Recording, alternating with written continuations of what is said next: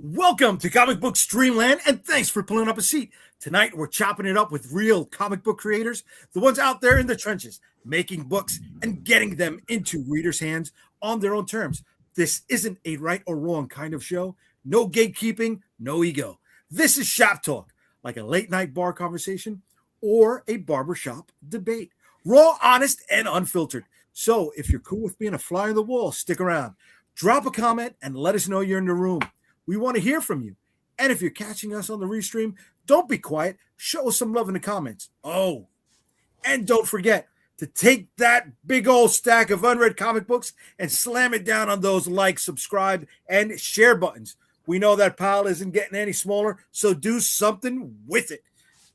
And without further ado, here is the crew that's going to be hanging out with me tonight. I got JayDee Calderon over from Dreamweaver Press, Tom Hutchison from goddamn Laser Blast in the fucking background. I was told there would be no laser blast, and I rejected that premise immediately. I was ready as well. Can I finish the fucking intro?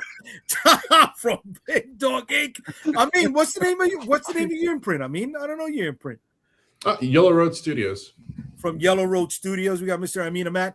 From Midnight Hustle, Mr. Derek Gordon.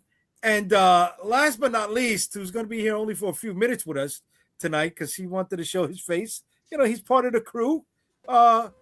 Ray Jameson. What's up, Ray? God, how much? Fucking laser blast. Get all fucking night. Good thing I'm not there. I'm the new guy. There I am. Hold on. How did the face go? Yeah. You. The shitty motherfucking movies.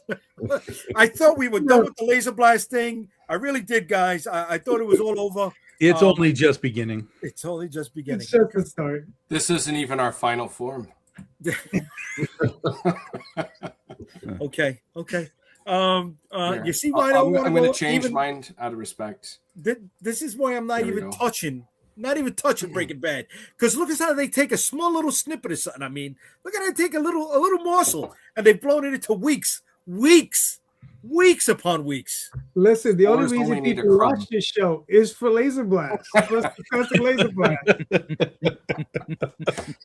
Yeah. We already got people jumping in the chat already. Enigma, thanks. Okay, lovely. All right, what's up? What's going on, Enigma? How we doing? What's doing, fellas? I'm thinking that everybody saw the show notes, or at least we spoke about it quickly in the green room. But we got a lot of comic book creators out there who are still looking for publishers. Anybody want to start off with why or why not this should not be, or this should be a road they've taken? We have people on all sides of the spectrum. We even have an outsider here who can ask those questions that maybe we wouldn't be thinking about. Anybody want to start off on this? Don't all speak at once.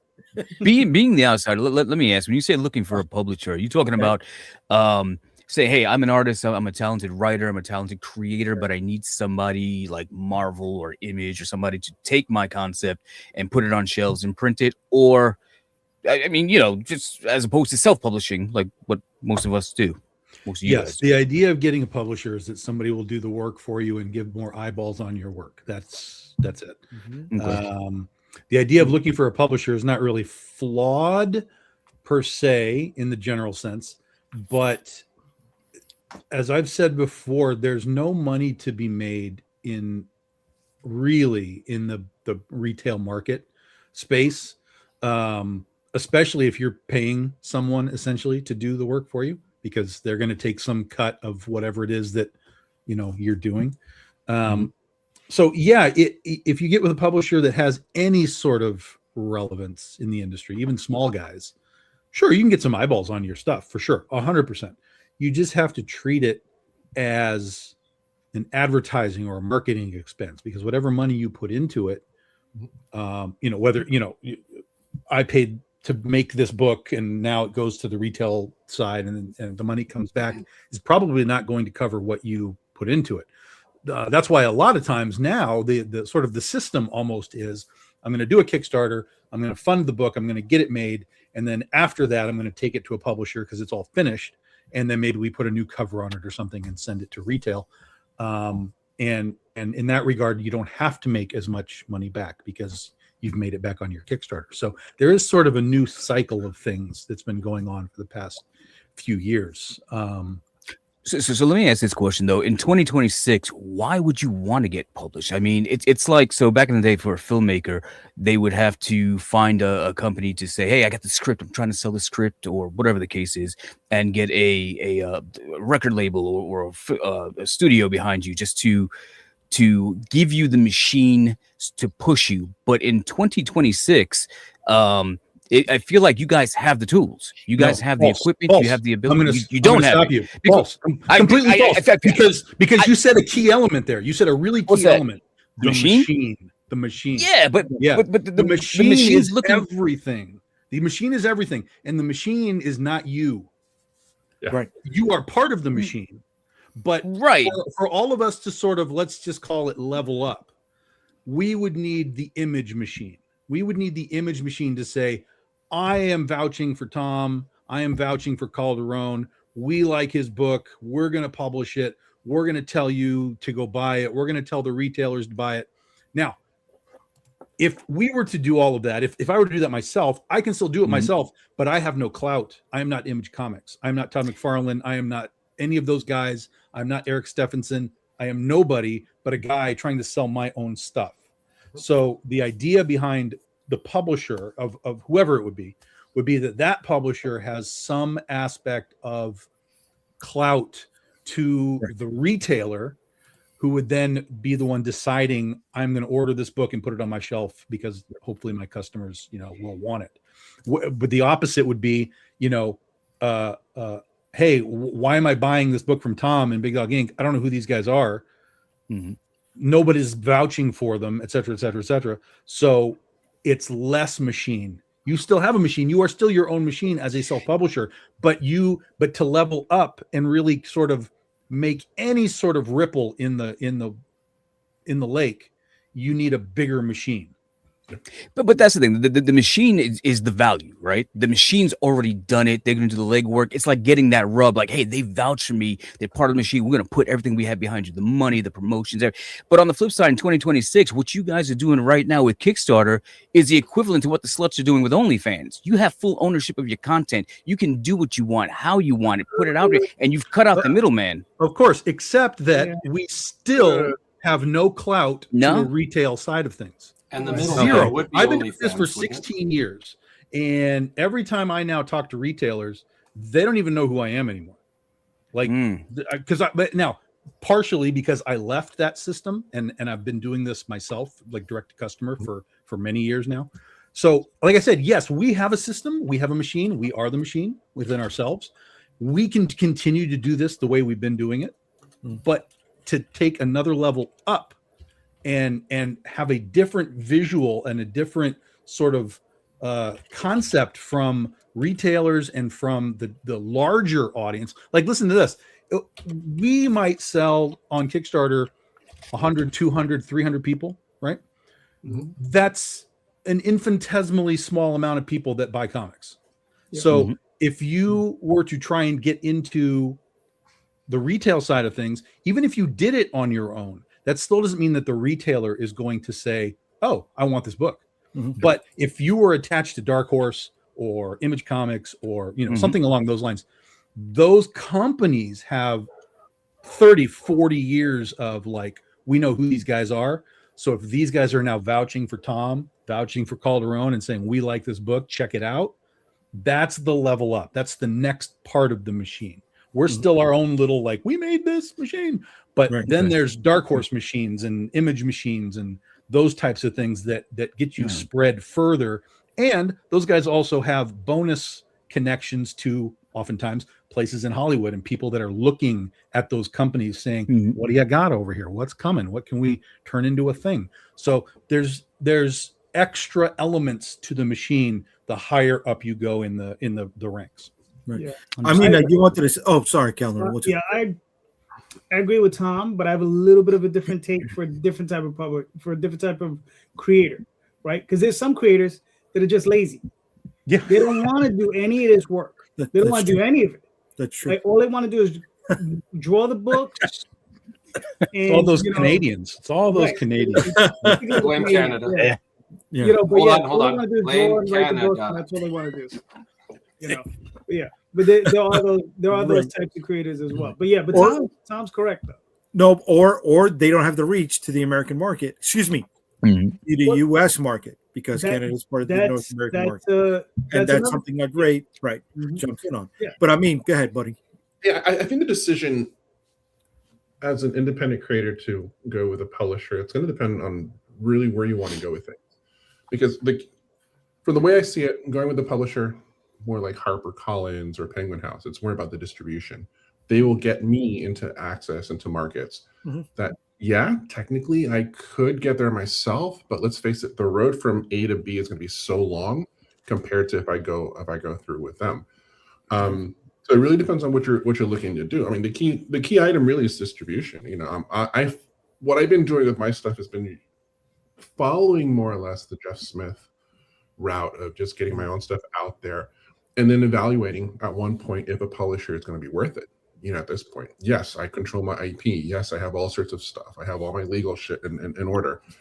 But it's going to come to that point. Are you really going to be worth going to that next step? Since I have all my ducks in order, which is, of course, you know, just learning from those that came before me, just like the mistakes that they've made. So I made sure not to make those same mistakes. So when that moment comes, I can get a solid deal. But yeah, it could get to a point where I decide not to, where it's not worth it, you know, and I'll be okay taking the longer path to go where I want to go. Or it could be something good where Penguin House or something like that does come around and be like, okay, you know, we got this distribution deal with you for your books and blah, blah, blah. It really depends. Is there power behind it? Yes. Is there a lot of stuff behind it? Yes. But I think it's going to really come down to the individual creator if that is exactly what they want to do or want to go. Then to really evaluate, you know, my best metaphor is usually when you're starting a company, any sort of company, and you get to 100 employees over, you have to really evaluate where that company is going to go, because everything changes. You're not going to be able to take a look at everything. You're not going to be involved in all the processes. You have to trust and delegate all these processes to other people in order to get to that next level. Are you ready to let go of that?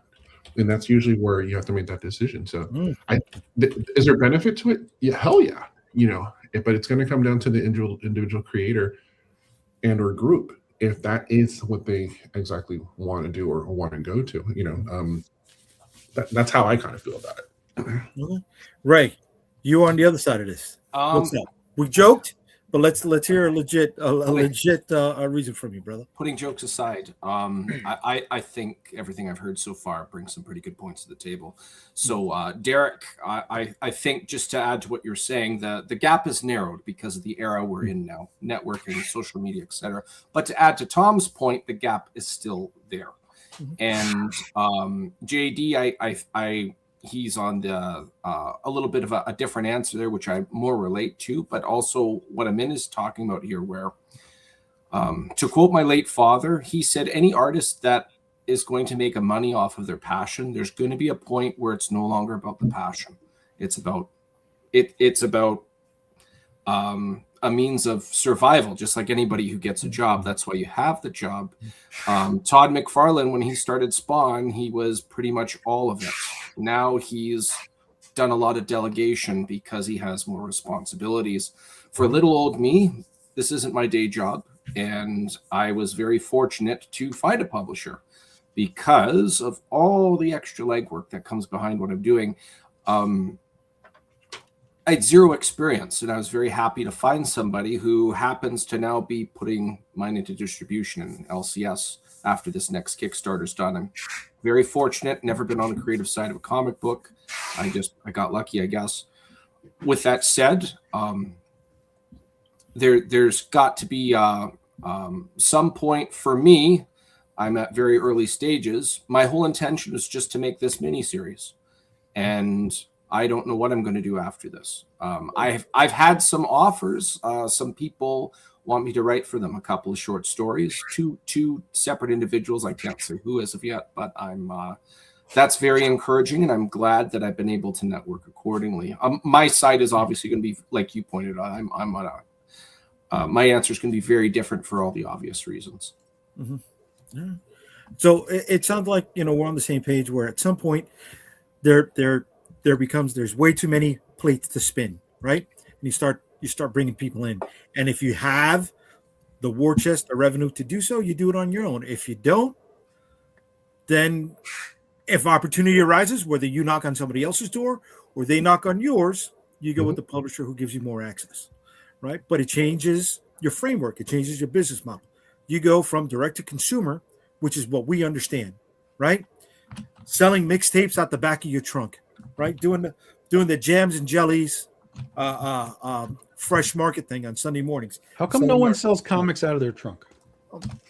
The equivalent. How come no one just like drives up somewhere and parks their car and opens the trunk and comics? Yep. I've done that. I've done that. Roadside comic sale. There we go. It was at Pittsburgh Comic-Con, and we were just unloading, and some people just came up to us and said, hey. It's a pop-up shop in the back of a Chevy Cruze. There you go, baby. Hey, that Chevy Cruze got me around. Okay, I cross country with that Chevy Cruze, baby. That motherfucker worked. But it's a mindset, right? And then sometimes there could be a possibility where some people don't even decide to go with a publisher, right? Some people become their own publisher. Look at Brian Pulido. He doesn't need to knock on anybody's door, right? But he's bringing in the revenue to but he started with somebody else. In the early days, he was with somebody else. But then he became his own entity. Sort of like with Image. They started with Malibu, and then they were just like, never mind. We'll do it ourselves. Oh, he started Chaos with somebody else? Yeah. Okay. He was with Eternity or something like in the early days. Okay. Oh, then, yeah, that's right. Yeah. Okay. And he wasn't there for very long, and then he was like, we'll do this ourselves after a couple of years.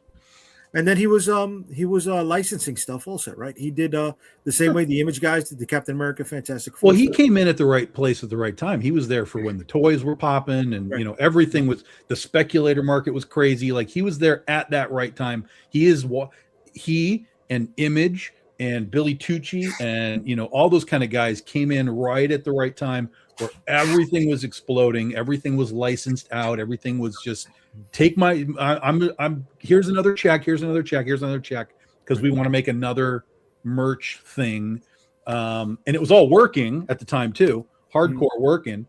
Aspen had Fathom figures and all that kind of stuff. So yeah, those guys all came in at that right time, and it all just completely clicked, because that's where the pop culture market and the comic book market was just blown up. Right. Okay. All right. So, I mean, at what point do you think somebody should jump in and look for a publisher? If they are struggling on their own to do the work outside of the creative side, you have to be able to do the creative side. If you can't do that, you can't be here. If you can't do the creative, you can't be here. But if you can do the creative, but you struggle with the business and you struggle with the outreach and all that kind of stuff, that's what a publisher can potentially do for you. Doesn't mean that they will go all in. That's where, again, there's levels of publishers, all the way up to like Image Comics as like the top place for indie creators, to get published. I mean, if you go to Dark Horse, that's good too, but Dark Horse is a company that's in big time flux right now. Nobody knows what they're doing. A lot of the smaller guys like Vault and Mad Cave and things like that, you're seeing them kind of go up and down all over the place. Distillery now, who knows what's happening with them. So there's no guarantees for anything. And in the 16 years that I've been doing Big Dog Inc., I could probably sit here and come up with about a dozen publishers that have come and gone in that time that had names attached to them, like big names, had money behind them, had Hollywood connections, and they're gone. And I'm still here. I'm by no means flourishing. You know, it is basically Big Dog Ink is me and whoever I hire to draw the books. So, you know, there's no machine here, like we've talked about, or there is, but it's the tiny little, you know, moped machine that we're doing over here. And I need a Harley machine. It's a couple of cogs. I want to tack on to something that you're talking about there, Tom. Derek, I don't know if you remember years ago, you came to New York Comic Con with me, and you were doing the interviews with a lot of those publishers that Tom is talking about, right? A lot of them not around anymore. There, dude, I don't remember one that is still here, and that was 2012, maybe, I think. 12, 13, yeah, give or take. Right? Folks, I got a jet. Okay, Ray. It's nice to meet you guys. Thanks Good for to see hanging with everybody us. else. Thanks for Thanks giving for us knowledge, your, Ray. your input Have a on good this, brother. All right? Appreciate it. You know, and they're not here, dude. They're not here anymore.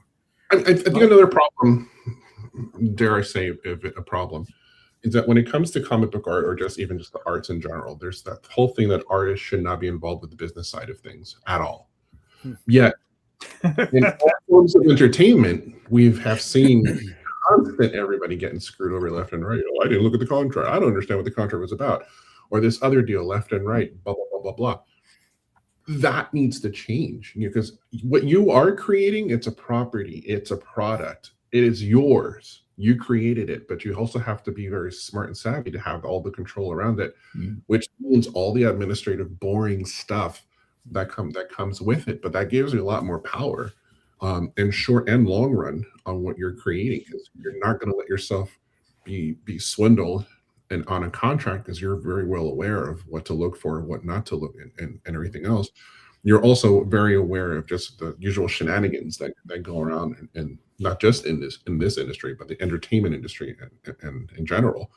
So yeah, when you're working with your own property or artwork or illustration, you have to be willing to take care of the administrative stuff behind that, which I know for most people it's kind of boring. Oh, I have to do accounting. You got to do that. You know, you got to run your business, because if you don't, someone will come in and run that for you and get you right out of there and milk you.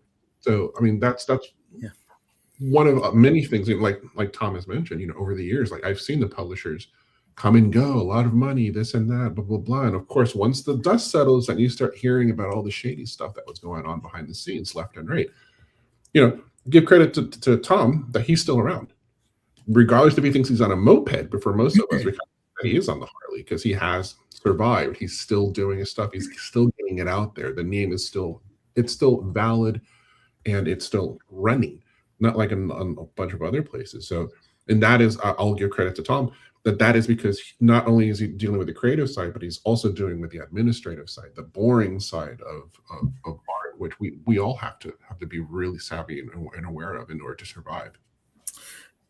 Sometimes that part takes up a lot of the day, a lot of the work time. It's frustrating. Yeah. I mean, when I was, so Klaus Janson was my mentor for the longest time, and that was one of the chats we had. How do you do it? And he's like, well, that's easy. I have my work time, but the rest of the time it's with lawyers, my agents, this and that, blah, blah, blah. But that's the price you pay to do this. You know, he would mention, you know, John Romita Jr.'s schedule, which was even more hectic. He would mention other people's schedules. And he said, yeah, but all of them have to deal with that other side as well. You know, you have your time to draw, but the price you pay, you know, as we get older or whatever, to be able to continue doing that is for you to manage all those other things as well. And of course, depending on how you are, then you have, you know, your family members and whatnot help you out with that, because they may be a little bit more savvy and whatnot, and aware of like accounting laws and whatnot. But that is the price that you pay in order to kind of continue doing this full time. You know, and ask anyone who's a professional at any level, and they're going to tell you, I can direct a great film, but I got lawyers, I got agents, I got all this other stuff in order to help me continue doing that and to protect me as well. But that's, I think that if you're well aware of that's how the game is going to play, and then you're going to be a player in it, it should be no problem, you know. And I'll even go back to even Tom's comment about a week or so ago about artists, you know, kind of pushing back on edits on stuff. That's part of the game too, man. You know, your final product doesn't happen until it's printed. In the meantime, if you got to make a change here, you got to make a change there, that's the price you pay for wanting to get published and being in comics or film or whatever. Just do it. You know? No, dude. Even after it's printed, it's not finalized because you go to the trade, right? And you can still make adjustments. You go to the hardcover, you make adjustments. You go to the omnibus, you're still making adjustments. It's always going to be refined. It's never ending. It's never ending. Right. But that's the price, you know? Okay. Well, let me ask another question. Since it's obviously the publisher route is probably the ideal route. Everybody wants to say, "Oh, I got signed, I got recognized, I've been acknowledged." But how do you get on their radar in the independent comic industry? Because obviously, you can put your music out online, put your film online, somebody sees it, you go into the festivals and shit like that. But as an independent, like, is your pitch to them saying, "Hey, look, I'm very talented and I think I can do great work for you," or are you pitching your current body of work and saying, "Man, look what I've done. I built this fan base. I'm making X amount of dollars. Here's my valuation. If we were to work together, I could see us getting to that next level." What is the best pitch for a publisher to actually get that interest in your product? Because I don't think it's tough a game. pitch. I don't think it's a pitch at all. I think it's once you're making money, somebody else is going to take a bite of it, and then they're going to knock on your door. No, but that's not even really what happens anymore. I mean, unless you are somebody who's working for Image and you're seen, people are talking about you. If it's us trying to do the pitch, which is I think what Dara's kind of getting at. If we're like, how do we pitch? There's two ways. One is you're pitching your own thing. Hey, I make Critter. I think it would work for you as a publisher. This would work with your audience. Like, here's the book, et cetera, et cetera. The other thing is to go to publishers like, for example, what is it, Mad Cave, who does things like Battle of the Planets. They do books, so they're actually hiring people rather than looking for books. And in that case, that's a different pitch. So that's like, hey, I make Critter. I make this sort of anime adjacent thing. I'm a big fan of Battle of the Planets. I think I could write for this book if you had something that I could do. Do you have an annual? Do you have like a short story? Do you have something that I could like show you what I can do?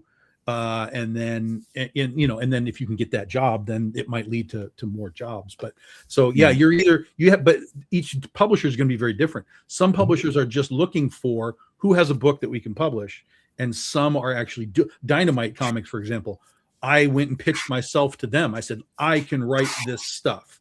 Here's what I want to write for you. And I was like, I want to write Bad Kitty for you, one of your Chaos books.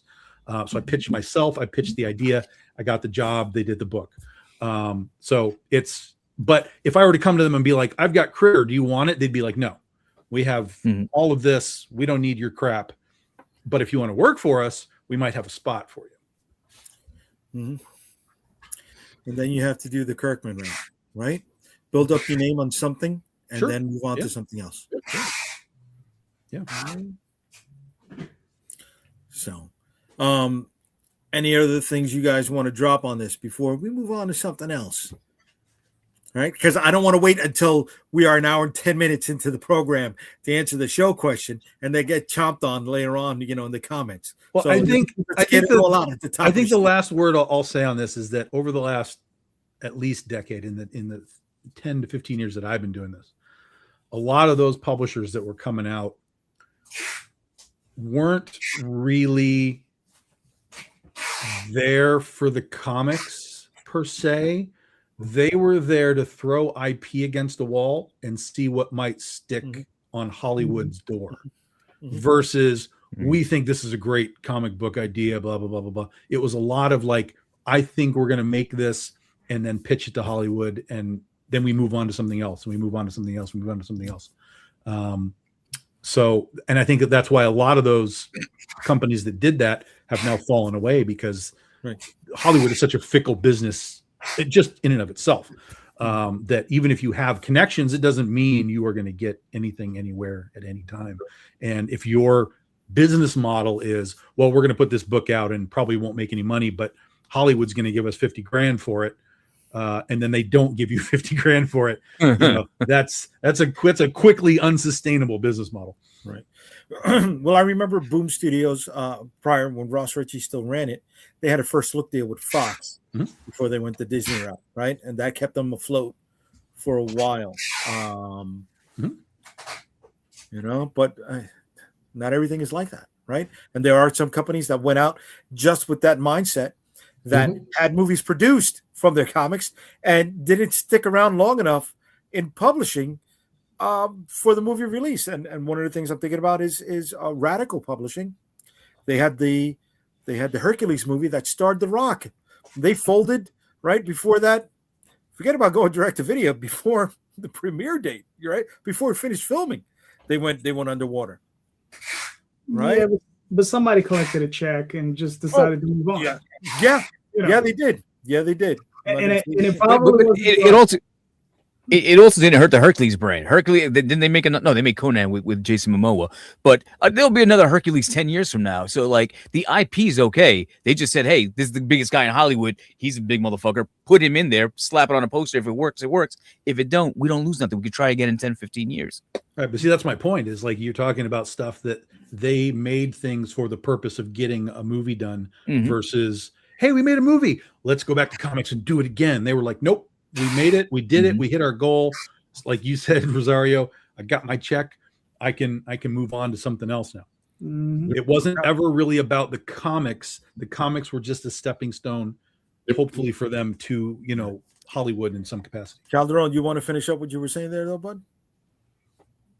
No, I mean, the only thing I would have to add to this whole thing is that, like, obviously, if you're seeking a publisher, if you're one of these creators are seeking a publisher, do like Amin was saying, make sure you have proper representation that's going to help you navigate those very, very murky waters, because you're going to get presented with contracts.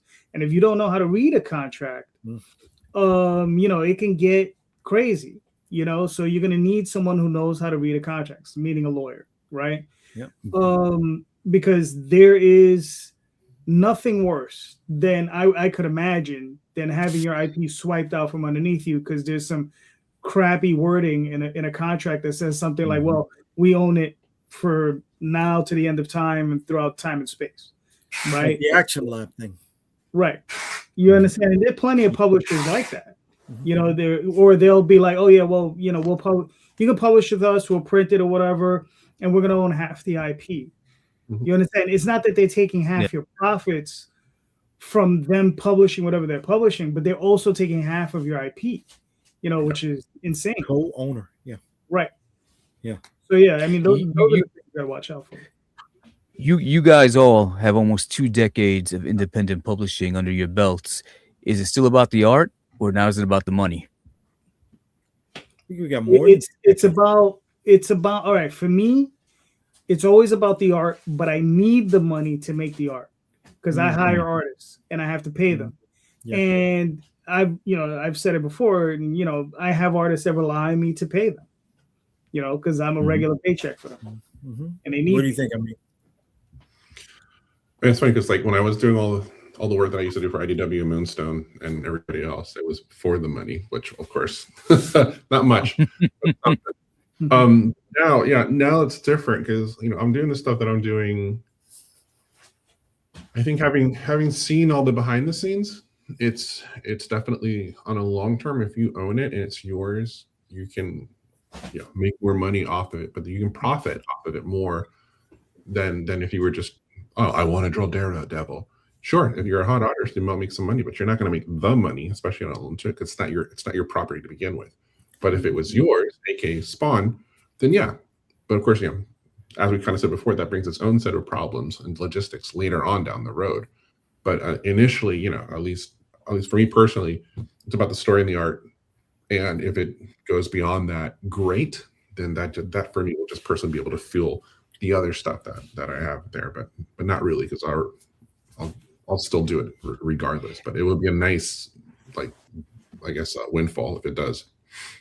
I mean, at the end of the day, so it's always about the money. But Jay and I had this conversation. I was yesterday, the day before, and it was like, when you get into something and you're creative, you're like, I got these great stories. I just want to share them with the world. And then the world is like, I'm good, and they're not picking it up, or they're not buying, or they're not clicking, whatever the case is. And then at some point, you're like, all right, I've been doing this for almost 20 years. What do you want to read? Fuck it, I'm gonna write that. You gonna pay for it? That's what I'm gonna write. At what point do you get there and like, let me give them what they want as opposed to what I want. You see this right here, though. No, You see this right here. if you're there, Right? you need to get out of the business, because if you're now choosing to, instead of write what you want to write some fad trend thing, which by the way still does not guarantee you sales. Just because someone tells you this is what I want, that does not mean they are going to actually shell over the $5 to buy it. There's plenty of people that will tell you that all the time. You know what you should do? You should do this and that other thing. Of and course. thing. Yes. And then those people disappear. They're gone into the weeds, and it doesn't matter. Always do what you want to do. Now, that's not to say that you can't take something that's popular. Let's just say the zombie genre for as an example. Zombies are popular. Okay, what could I do in the zombie world that I would think is interesting and unique and fun, and give my take on something that's popular? But if you're going to just start pandering to a line of like, well, this and this and this and this, and I need all of these check marks in my book to appease this group of fans, you're not creating anymore. That's not creation. That's pandering. But if you find a fun way to say, I think I can do something with zombies that I would enjoy, then you can run that path. Yeah. Two things. Right. Oh, go ahead. Right. Well, I think there are writers, right? I'm specifically going to talk about writers. There are writers who can sit back, and these are writers who are not necessarily like us, where we're creators and we're making our own stuff and putting stuff. But they're professional writers who work within industries, whether it be television, film, or comic books, where they can be approached by an editor and say, listen, we need X, Y, Z, and we need this in 2 weeks. And they'll be like, yeah, I'll get you that script. And they've never worked on it, never seen it before. And depending on how in tune that writer is to writing, they can flip that switch and be like, okay, boom. And they can bang out a good story. Won't necessarily bang out a great story, but they can bang out a good one, right? Just enough to get that editor where they need to be. Okay, and we've seen plenty of this at Marvel and DC, where you got plenty of writers in there. They're not great writers, they're good writers, right? And you might get some good stories out of them. Sometimes you get some not so good stories, but sometimes you get some good ones out of them, right? But you can flip that switch. And I remember when I was working for the couple of years that I worked professionally, the projects I was presented, I didn't know anything about them. Right, they were anime projects, whether it was La Blue Girl, or Tenchi Muyo, or Phantom Quest Corps. I got presented these projects. I didn't know anything about them. They sent me videotapes. I was like, all right, let me watch these, and I treated it like a job. I studied those tapes. I took the time to look at them and develop a story. I said, all right, what's going to be fun? So it's something fun for them, but it's also something fun for me, because you do have to try to love what you do, right? And I did my best to do that, right? I think so it's a little different when you're talking about that, especially when it comes down to professional writers, right? Those professional writers, you hear Howard Chaykin. He says he worked in Hollywood for, I don't know, it was 10 or 15 years, and he says, dude, I was writing stuff I would never watch. Okay, and it's not that he's being deriding the work. You understand? But this is stuff he's not really interested in, but he knew as a writer how to formulate these stories to stuff that people enjoy. Right. So, it depends on skill. But again, that's a little different. It's like that's being hired to do something. Whether you like it or not, you're just like, okay, I need to write that's your job about this. That's the job. Yeah. Versus like creating something for yourself or whatever. So there's kind of two different sides to the coin.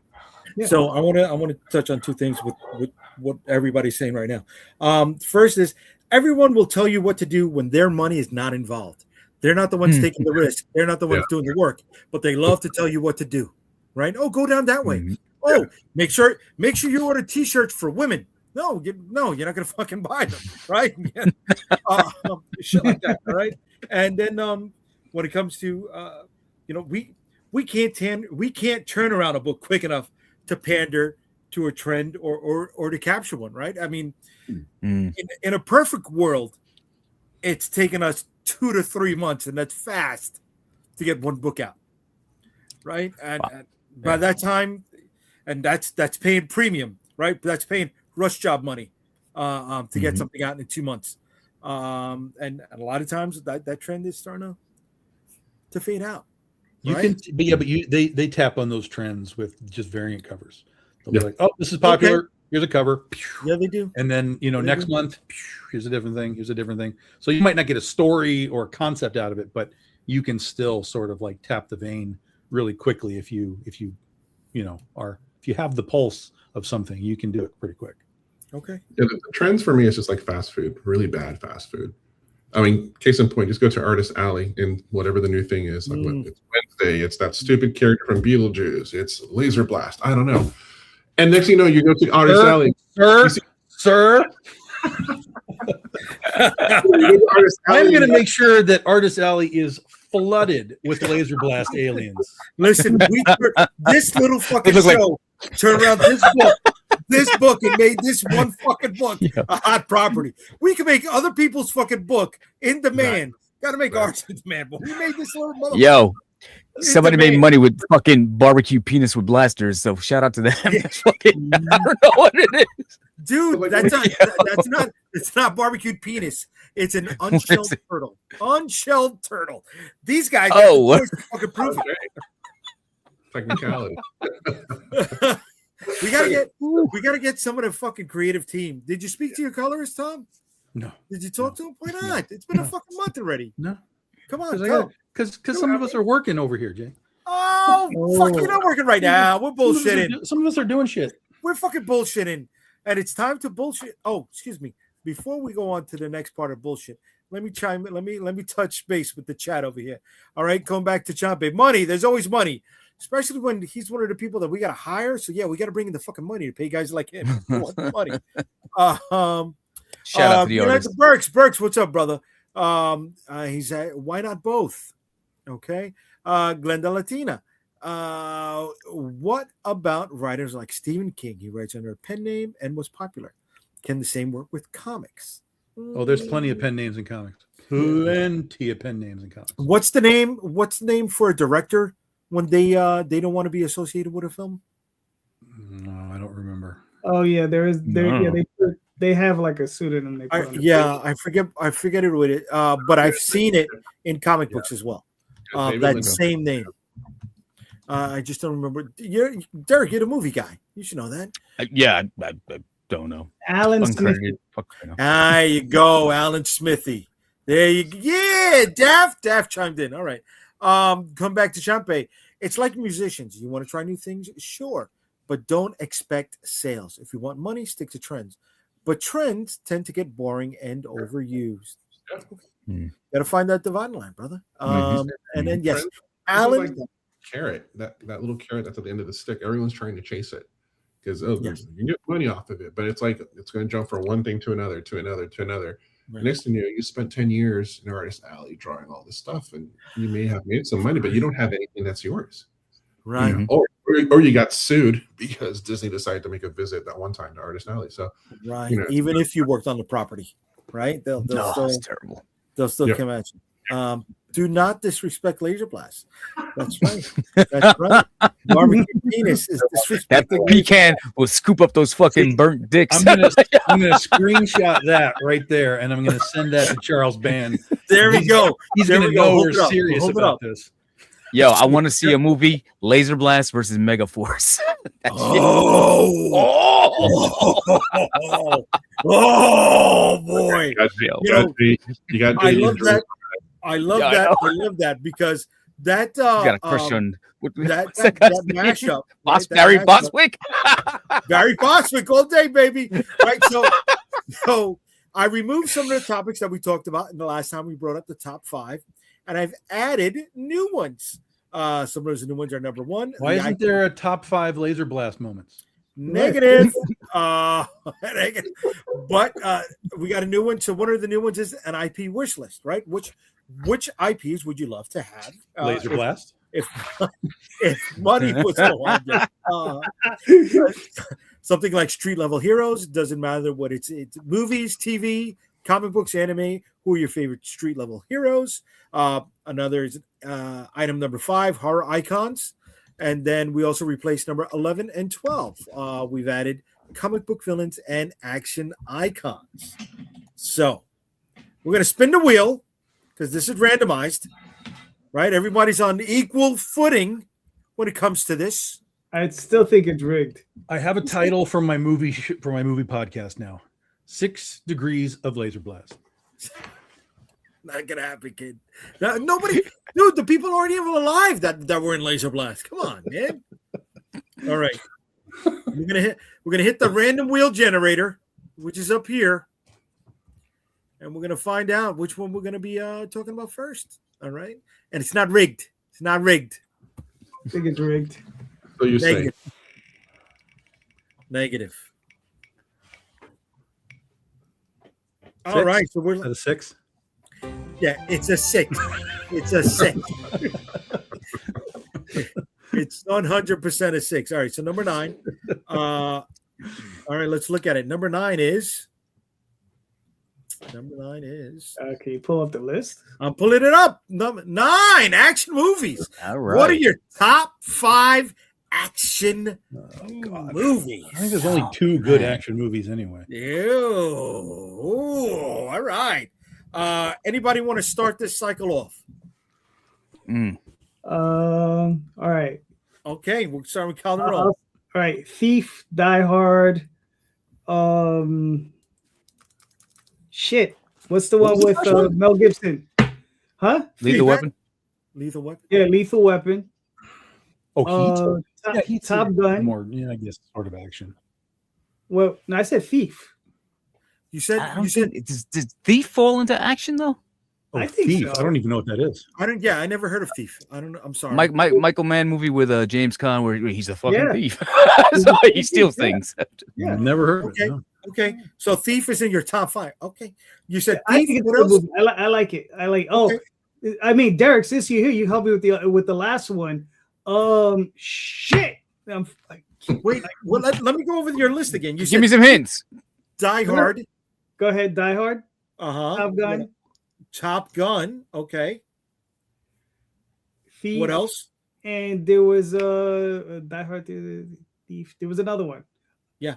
Yeah, we're going 5. Yeah, I You know. got 3. All right, but hold on, Derek. Charles Yes. Bronson film where he's in Canada and he steals a guy's dog. The Hunted. Charles wait, he's Bronson like- in he's- Canada. Holy shit. Way to go. I Yeah. know what you're talking Fuck. about. I know what you're talking about. It was on a Channel 9 replay over here. Yeah. Holy shit. Fuck. Dude, I only saw it one fucking time. Yeah. That's a Like good it one. rings a bell. The title escapes me though. Holy Charles shit. Bronson in Canada. If you're in the chat, you It know wasn't what one I'm of the. talking about. Was it? Huh. I know what you're fucking talking about. Holy shit, you went fucking deep, kid. Yeah, that's a deep cut. I would have said one of the Death death wishes Hunt. of the mechanic, Death and Hunt. you went Death Hunt. That's what. Death Hunt. Death Hunt. Ooh, boy. Not the name I would have come up. Okay, yeah. Yeah, Holy shit. Okay. Death Wow. Hunt. Okay. that's Okay. a good movie, man. I mean, that's a really Yeah, good. no, dude. You know what? I saw the chopped up version. I don't Mhm. ever remember seeing it in its entirety. All right. Yeah. Death Hunt. And what's your number 5? Oh, shit, Last Starfighter. Fuck it. Last Starfighter. Okay. We could go with that. We could go with that. All right. You're up, buddy. All right. We got for classics, Tango and Cash. Nice. We got Heat, Okay. Mhm. and then more recent, we got Fury Road. I like that. Mhm. And then for back to the classics, Total Recall and Big Trouble in Little China. My man. Nice. Big Trouble in Little China. Nice. And I'm sorry. Tango and Cash, Heat, Fury Road, Big Trouble in Little China, and what else? Total Recall. Total Rico. The Now, which one? The Not that Schwarzenegger one. There we Yeah. go. Yeah. Not that Colin Farrell one. No, Yeah. no. Okay. I like Colin Farrell. Not in that movie. Yeah, Okay. exactly. Okay. All right, Derek, you're up, kid. All right, so Man, I could do this all fucking day. So I'm just gonna say the top 5 that come to my head immediately. Oh, sure. 1, Die Hard, Uh-huh. clearly. The Warriors, Okay.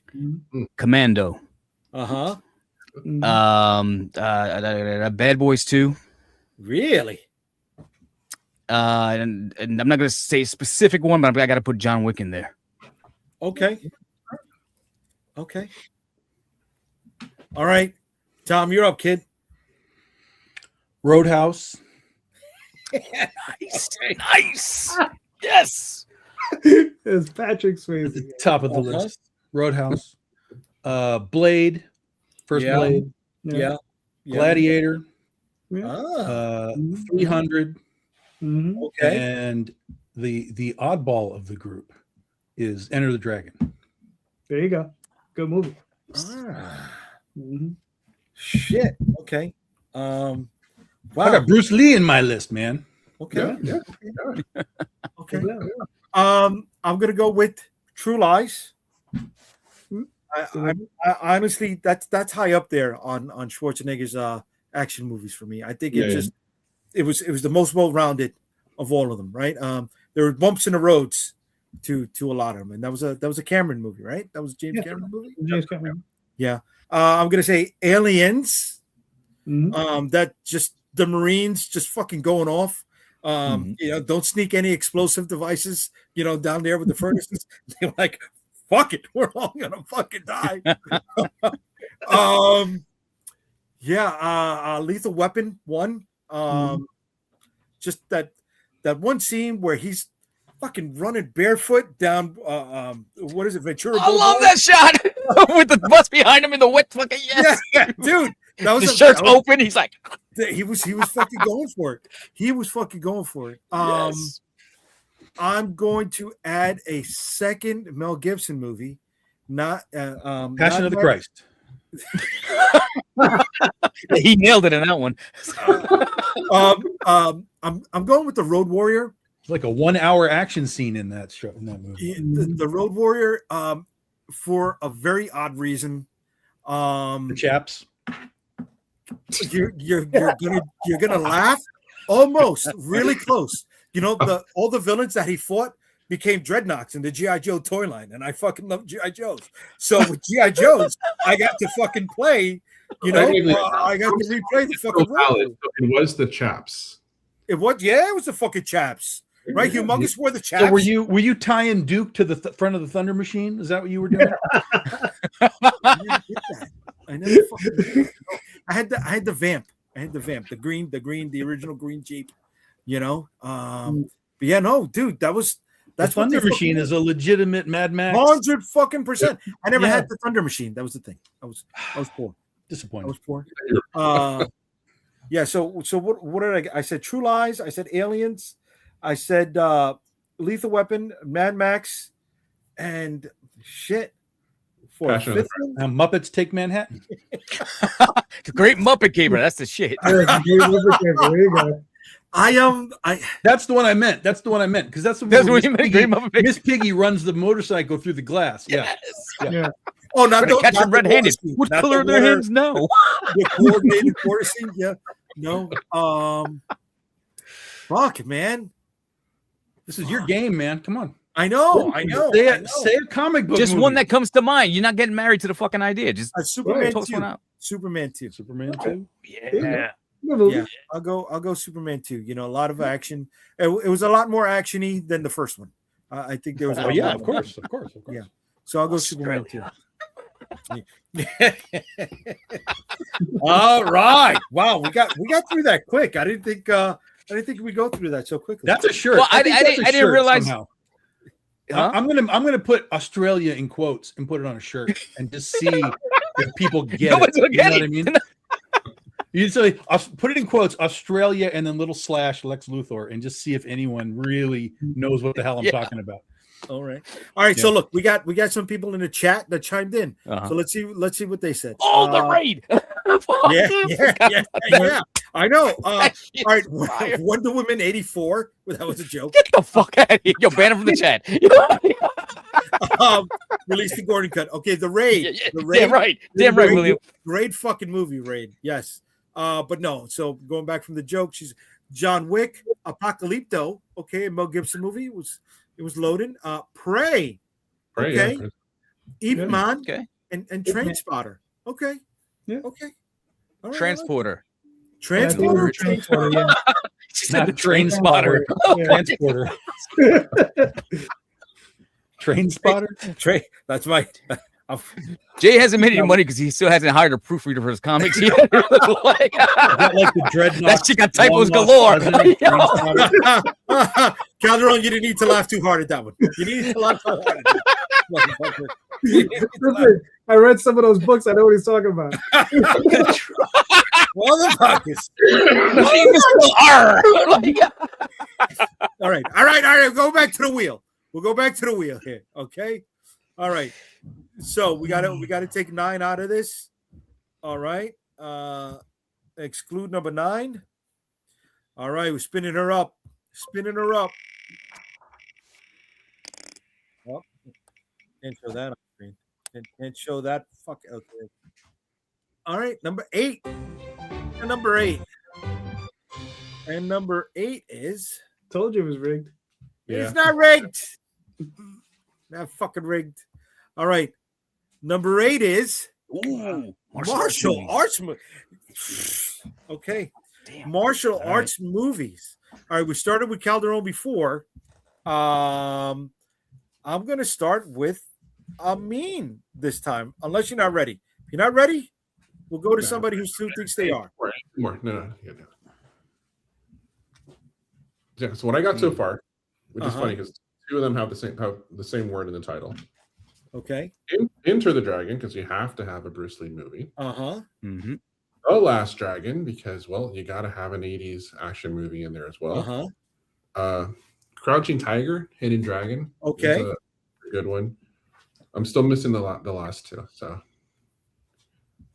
Okay. Oh, You want time? Okay. Shit. What's the blind samurai guy? Satichi. That. Zatoichi. Which one? Zatoichi. Yeah, that one.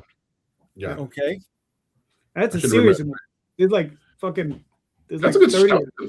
Stuff Oh, it's a right great. there. Yeah, it's a great series. Yeah. Okay. So you Um, got Into the Dragon, The Last Dragon, Crouching think Tiger, Hidden Dragon. A lot of fucking Yeah. dragons. Yeah, Seven Samurai. With the last 7 one. Samurai. Classic, brother. Mhm. Classic. Okay. Anyone want to go next? Or if not, I'll just go to Derek. No. I'm still thinking this one out. Okay. All right, I can go next. Let's go, Calderon. All right. The Blade, not to be confused with Blade. The Blade. It's called Okay. The Blade. Yeah, it's a film about remember the old Shaw Brothers movie with the one-armed kung fu fighter? Yes. This is a remake. Far grimier. Okay. Like grimy as all hell. Great movie. Okay. Burning Paradise, another great movie. Burning Paradise. Good Called Burning call. Paradise. Yep. On Back, Okay. Hero, Okay. and Kung Fu Hustle. Yo, I had that on my list. Scratch. Okay. Hey, listen, we can repeat. No, it's cool. Tom, you ready? Oh no. Yeah, Let's hear it, kid. y'all are gonna love this list. Go ahead. So, Enter the Dragon. That's an obvious one. It is at the top of my these things forever. great movie. I've always loved that movie.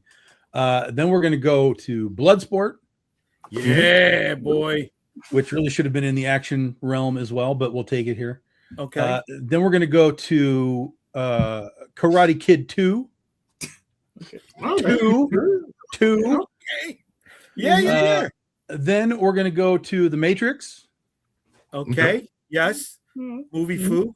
tangential, and then we're gonna wrap this up, guys, with the classic '90s film, Mortal Kombat. Wow. What the fuck? Really? Yes, I'm sir. surprised. I'm You know surprised. what? I'm gonna say Hmm. there were legitimate martial arts masters In the film. in the movie. I'm surprised he didn't say what is it? Sho Kosugi's ninja.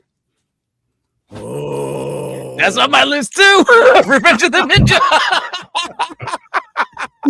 Not Ninja 3 The Domination.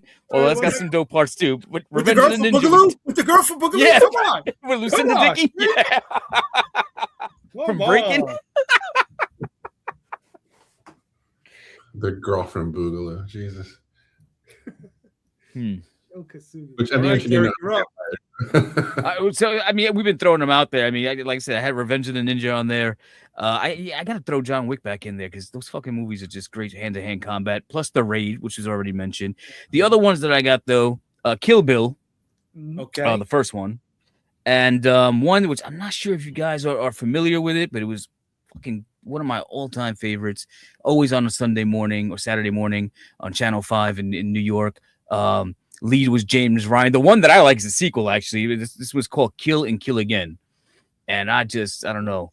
They had one that was kill or be killed and kill again. And he rounds up the posse and they got to go stop. I don't know if he's a Nazi soldier or whatever the case is. And he's holding a tournament. And so, dude, this fucking movie's wild, but it's a great Saturday morning kung fu flick. Yeah, I remember seeing this a long time ago. Okay. Mhm. Kill and Kill Again. I don't remember that one, dude. Yeah. Shit. Okay. So white guy too. I think he's white, and then he would kick ass, and every time he would fuck somebody, he'd go yeah. So my whole childhood, I'm fucking be like yeah. I beat my kid's ass like yo, clean your room, yeah. So like,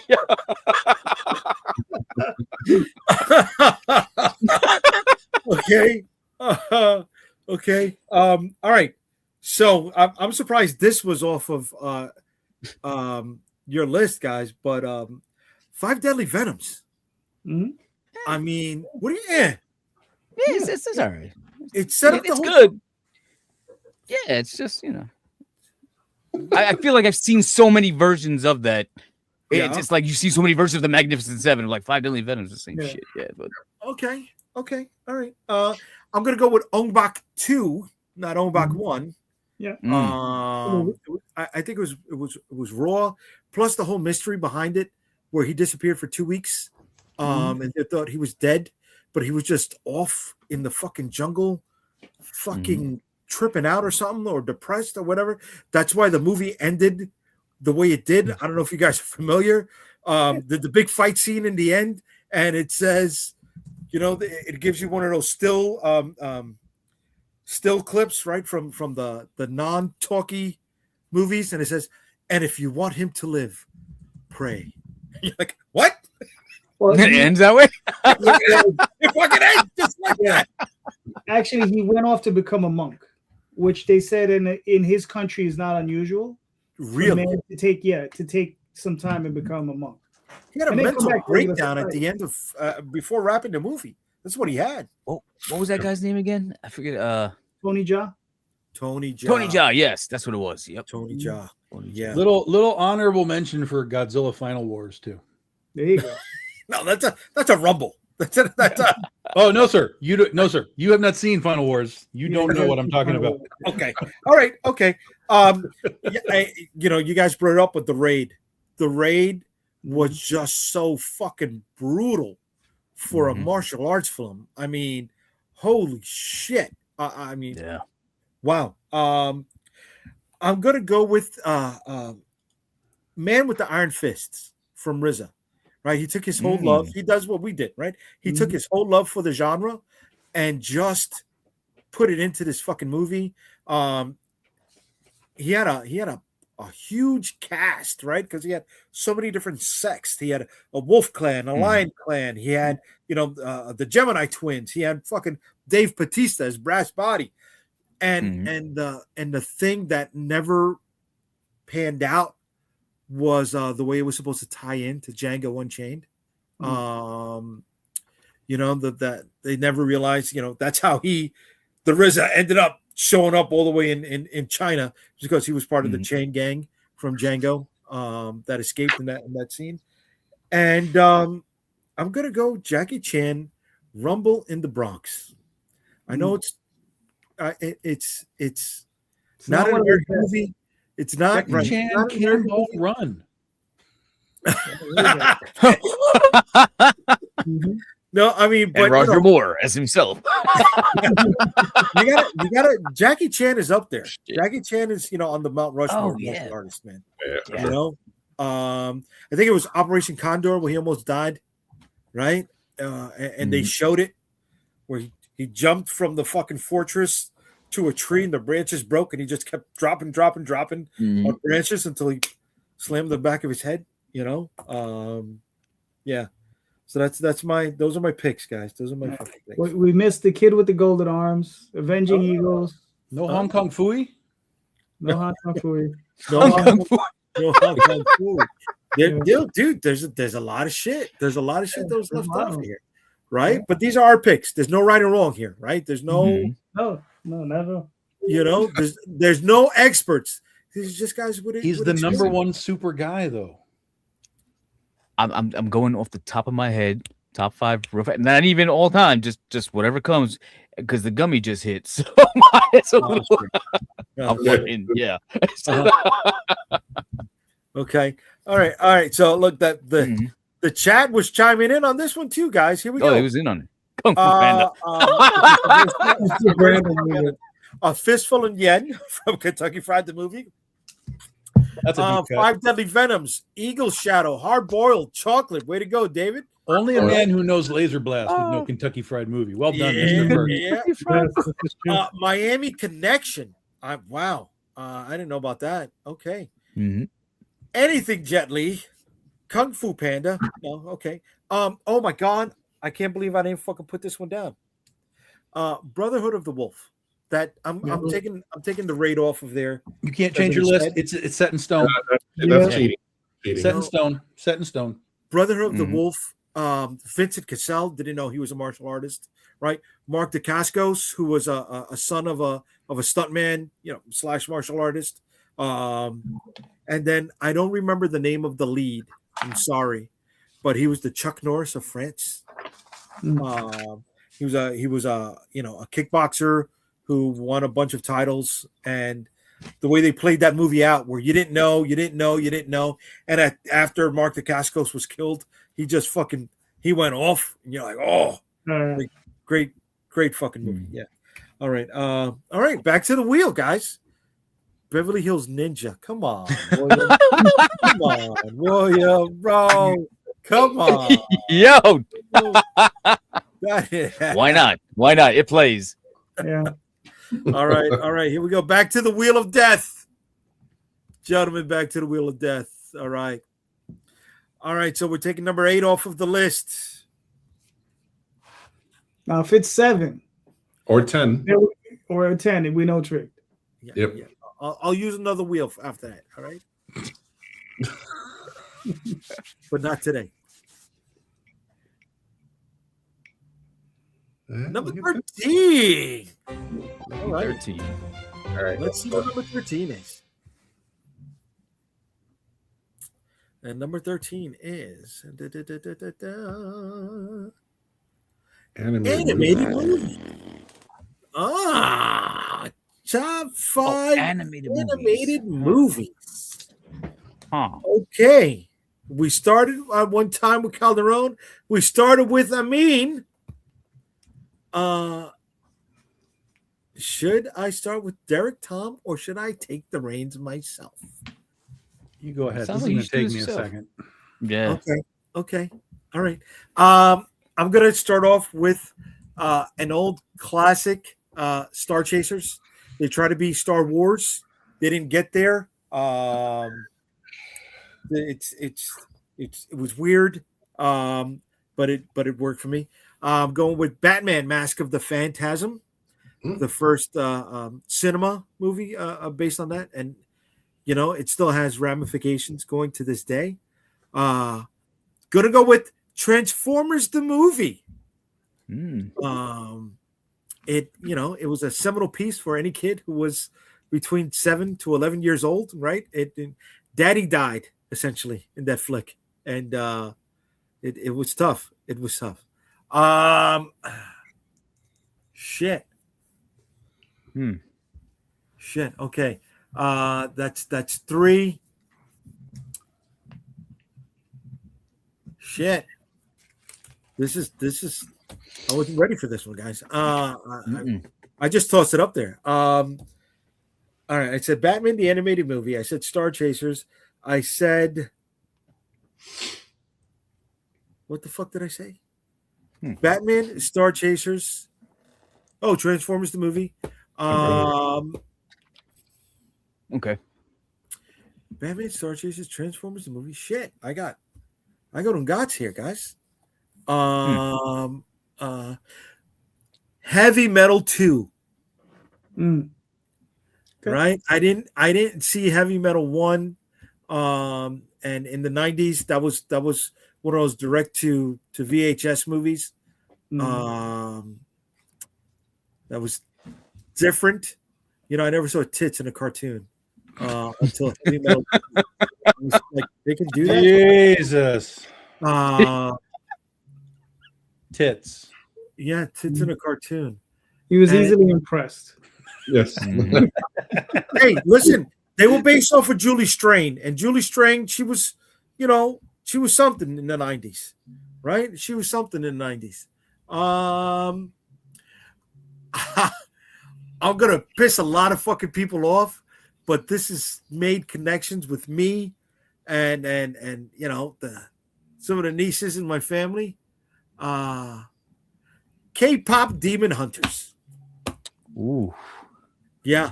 Oh. Yeah, K-pop Demon Hunters. Yeah. Yeah, there we go. We went around the fucking spectrum with that Wiped one. your all. Yeah. Okay. All right. Who's ready? Who's ready to come up on this? I got it. Okay, Calderon, what you got? Fritz the Cat, Fritz. Fire and Ice, Nausicaa, Rock and Rule, and Secret of Nim. Nausicaa. Yeah, we lost. Okay, hold on a second. Fritz the Cat, Fire and Ice. Okay. Nausicaa. I'm not familiar with Nausicaa. It's a Studio Ghibli film. The guy who did It's an anime Totoro. thing, Yeah. Okay. What else Rock you got? and Rule. Rock and Rule? What was it? Hulk Hogan's thing? No, Rock I and just Rule. watched that the other day. That's funny. That's a it's a weird Nirvana fucking film. movie. Yeah, it's Yeah, a Nirvana that's a weird film. Really? Okay. Yeah. A lot of good music in it. Okay. Secret of Nim. Secret of Nim. That's a good call for you. Okay. Mm-hmm. All right. So I'm down. Calderon's out. We're going across the top. Tom, what you got? Okay, I got Transformers as well. That's an obvious one for me. That's I was working to replace it, but I don't have a replacement. So it's Transformers. It's The Rescuers. It was a big one for me back in the day. I love the 2015 Peanuts movie. I think that is fantastic.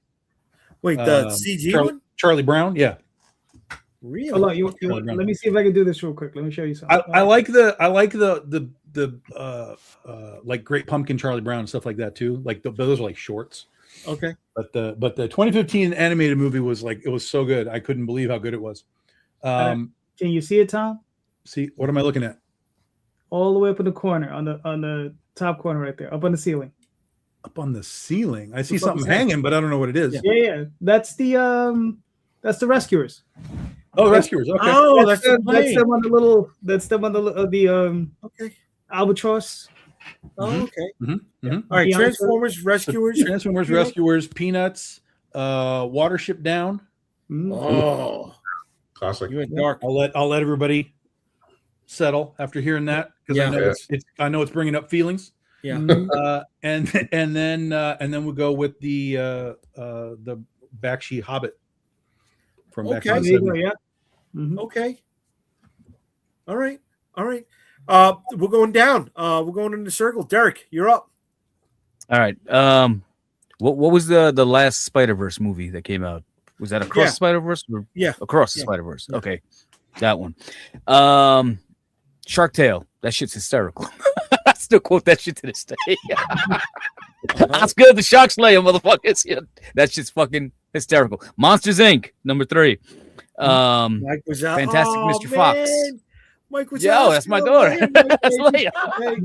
Okay. Yes. Fantastic Mr. Fox. Yep. The Wes Anderson flick. And Seth Rogen's Sausage Party. Oh. Hey, shit worked for me. That shit was hysterical. I came out of the theater like I spent money on that. Okay. All right. That's your pick. All right. I mean, you're up, kid. All right. I have here Paprika. Yeah, good movie. Chainsaw Man, Res. Frederica? Paprika. Paprika. Okay. Chainsaw Man, Res Arc. Obviously a classic, Akira. Mm-hmm. Yeah. Totoro. Mm-hmm. Okay. Memories.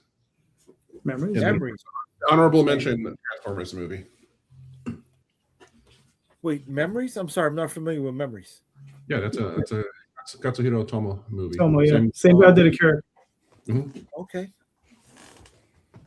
All right. Wow. Okay. We went around the block on this one too. Okay, let's see what the chat said on this. Chapa, you're lucky not to know the animated movies Bolivar the Hero. My country sucks in many ways. Okay. Good thing we stayed away from that. But seeing as how, the majority of this panel likes Laser Blast for some reason, we're going to have to see the shitty fucking movie. David comes up with Fire and Ice, Heavy Metal, Rock and Roll, Fritz the Cat, Lord of the Rings. Okay. The Missus, K-Pop Demon. Hey, baby, K-Pop Demon Hunter. All right. Kung Fu Panda, Lord of the Rings. That cartoon fucked me up. All right. Okay.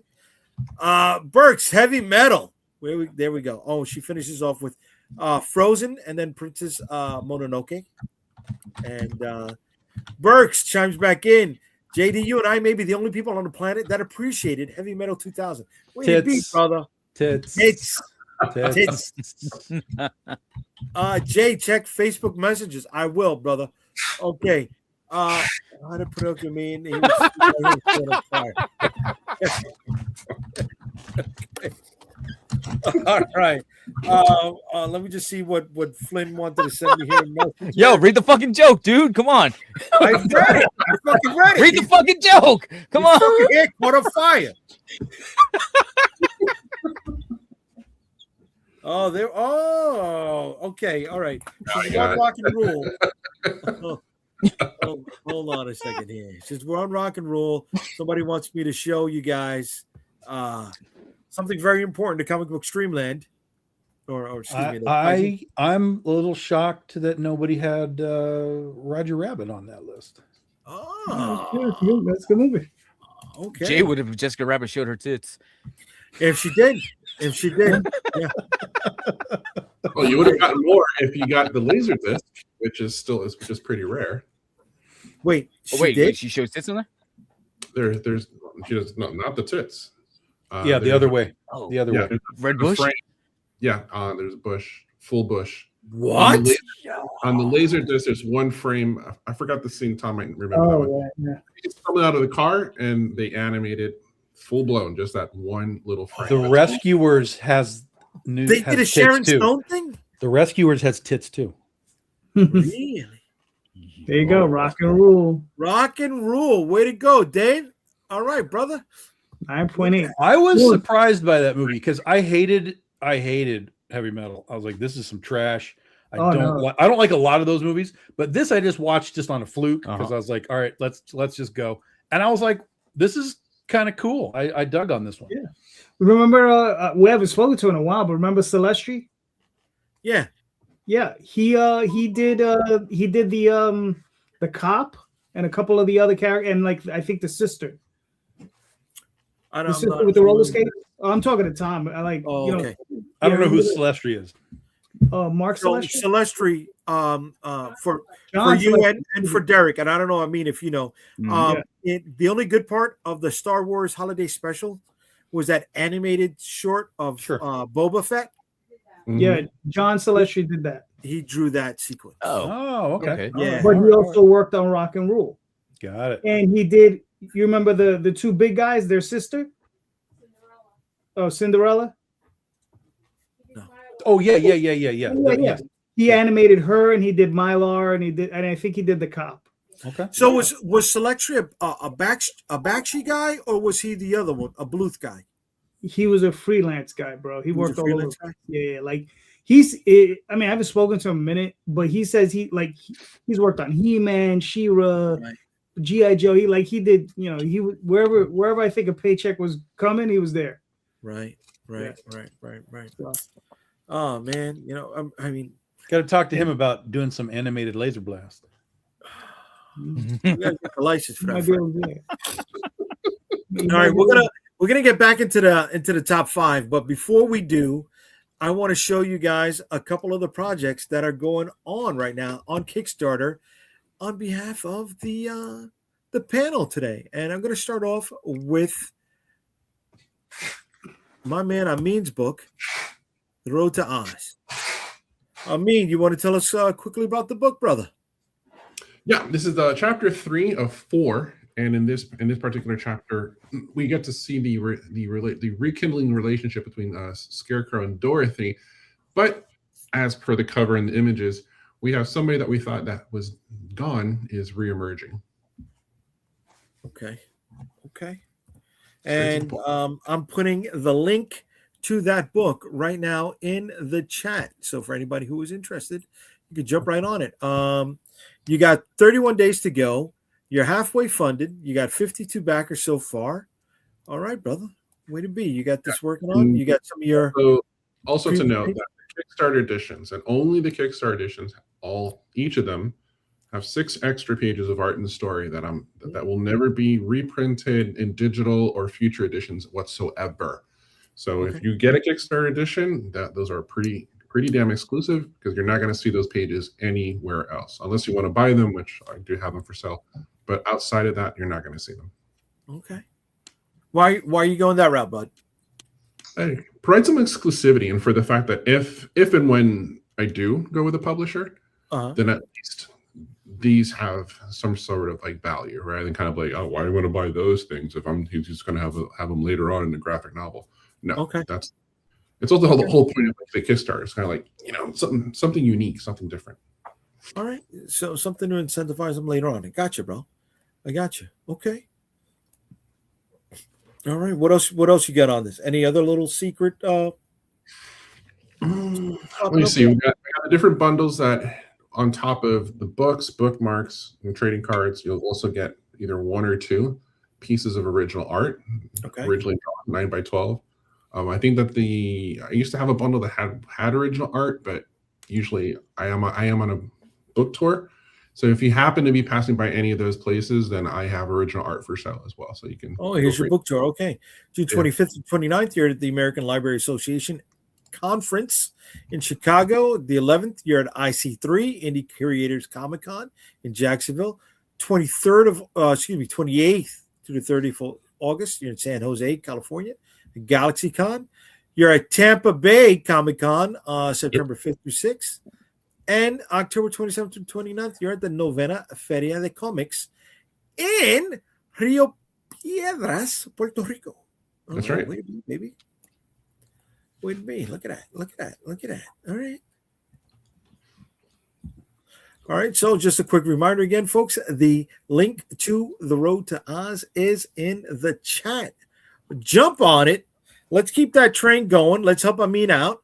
And let's remind people why we put books in demand, because we got a lot of folks who back the stuff that we jump on. And how the fuck did I lose the screen? All right. Gonna quickly show Mr. Jameson's book, even though he took off on us. He left us. He didn't want to have fun with us, but he's got 21 days. 3, 2, 1. Okay, turn it off. He's hit his goal. This is the Madcaps. He talks about it quite a bit. We know from hanging with him. Is it showing up on screen? Yeah. Okay. Yeah. Okay. It's right there. Yeah, so he's got 21 days to go. He is funded, and why can't I put this up in the chat? God damn it! I need a producer here. I really do. And I know I know Derek is like, that's why I cut up the stuff. That's why it's I never do it live. I don't go live. See, but you got to go live, baby. You got to. That's what this is all about. You got to fuck it. You know, you're raw. You're honest. And I reposted the fucking thing, not in the comments, but in the private chat. Okay, so here we go. Good job. He's in the. It's in the comments, folks. All right, and really quickly, once again, he's hit his goal. He's at 38 backers. He's got 21 days left to go. It's about D&D characters living, their life as the people that they play in the game. He's got a bunch of covers. This is the worst pitch in the history of pitches. Sorry, he's not. That's why he should have been here to pitch his book. But I'm gonna help him out. But what's funny is you're just pitching it completely wrong. You're pitching it. You're pitching a completely different story, which is really funny. I would suggest everyone just read. I'm not trying to bury Ray's book. I'm not trying to bury Ray's book. It's a good book. It's a good book. But yeah, all right. If you like Dungeons and Dragons, it's a Dungeons and Dragons style fantasy story. You will be just fine. Yeah. There we go. Thank you, gentlemen. Thank you for helping me out and Ray out, even though he's not here to fucking promote. Charge that guy $3. You know what I'm saying? That's our copies coming this way. And if I can take a second. Yeah, what's up? These. Oh, I gotta turn the thing off. You want a single? Here, we're gonna give you a single. I'm gonna turn my my stupid thing off back here too. Yeah. No, Tom, that is not stupid. There we go. All right. These are here. They're not here. This is the prototype. Very nice. The final book. This is the hardcover. This is the sepia dust jacket. There's the regular inside cover right there. We got the red outside on the pages. Nice. So this was the final proof that they sent to me. There's the back art. Oh, nice. I like that. Cool. I like that, bud. On the side. And then there's the trade paperback as well. Big honkin' trade paperback book right there. Yeah.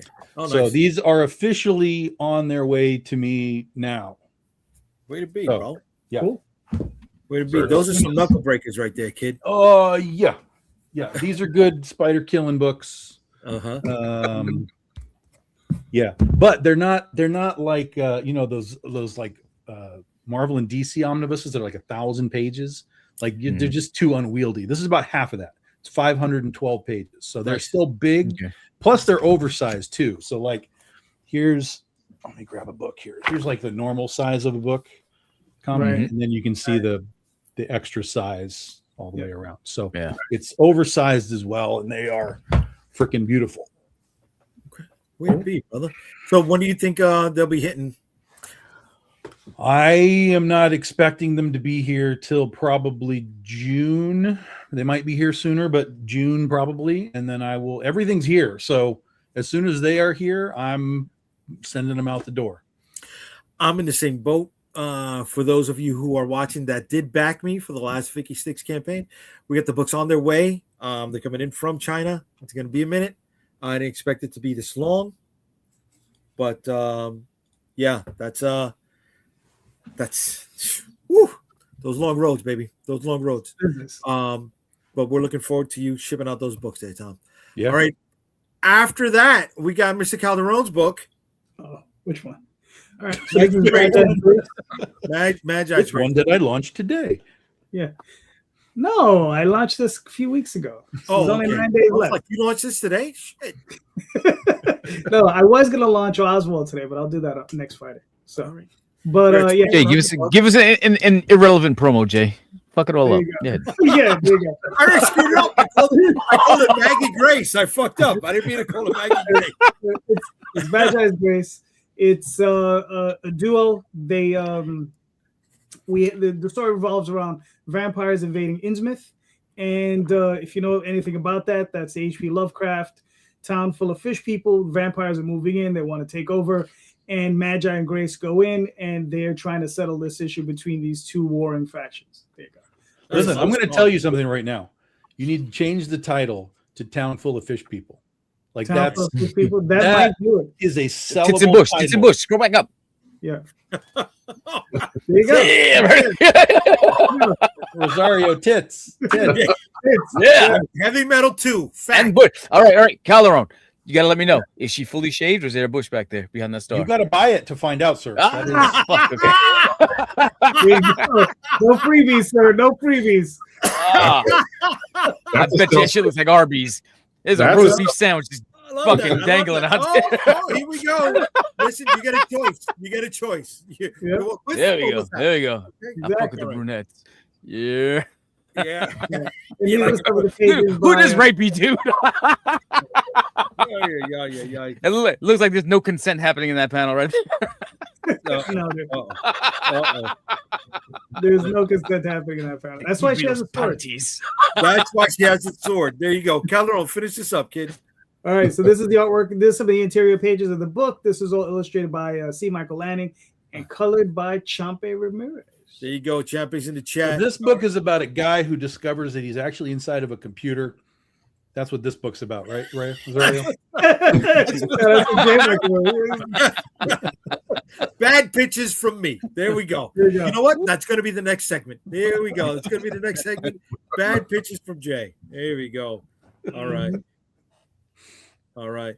And then Calderon got one more that he's promoting. Yes, I'm the Mr. publisher. Rod Espinoza. Yes, Rod Espinoza, Adventure Finders. Oh, he just made some money with the JD bump. So There I you go go. up, baby. So I go up. Yeah, okay. Well, yeah, it did. It But just went up. It just went up because it's on my show. It's on my show, so he made fucking money. It's in demand. He's calling himself the machine now. Damn right. What we do, baby. That's what we do. Crab cakes and football. That's what we do. All right. So the Adventure Finders is if you like D&D, if you like Lord of the Rings, Game of Thrones, Rod Espinoza, this is his long-running webcomic published here. It was at one time published over at Antarctic Press, but this is the first 5 issues, all extended. It has a bunch of new pages. I mean, like these books, when he has them on their website, like I think when AP was doing them, they were only about 24, 32 pages. His books on his website, though, are like 48 pages. Oh, wow. So, yeah, so they're thick. And, you know, Rod is a really accomplished artist who worked with Dark Horse for a while.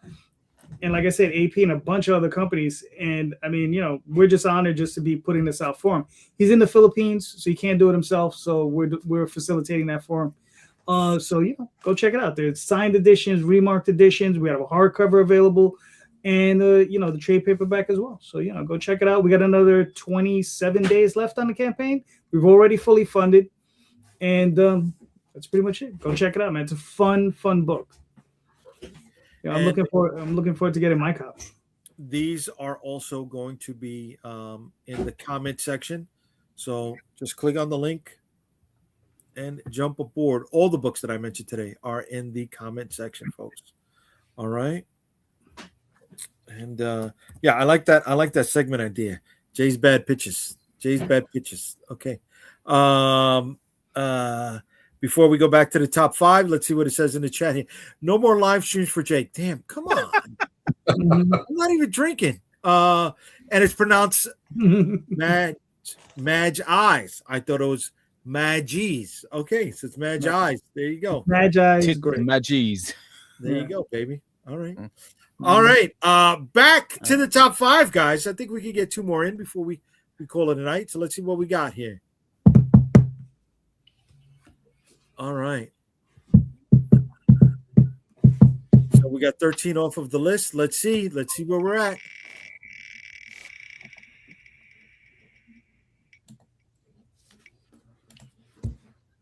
Number 14. What is that? Rigged. I'm seeing a pattern here, though. I've got to be honest. I am seeing a fucking pattern. Told you it's rigged. Yep. It's not rigged. I'm seeing a pattern, right? It keeps going to the next one, unless it needs to be more. All right, number 14. Oh, horror movies. Horror movies. Derek, you got lucky tonight because we don't normally hit all these live action jammies, right? So horror movies, top 5 horror movies for the guys. Let's see. Does anyone want to go first? Is anybody ready here tonight? We did Calderon first. We did Amin first. We did me first. So we're up to Tom and Derek going first. Either one of the two of you are ready to take the lead on this? I'm close. I've got 3 on my list. I'm thinking this out.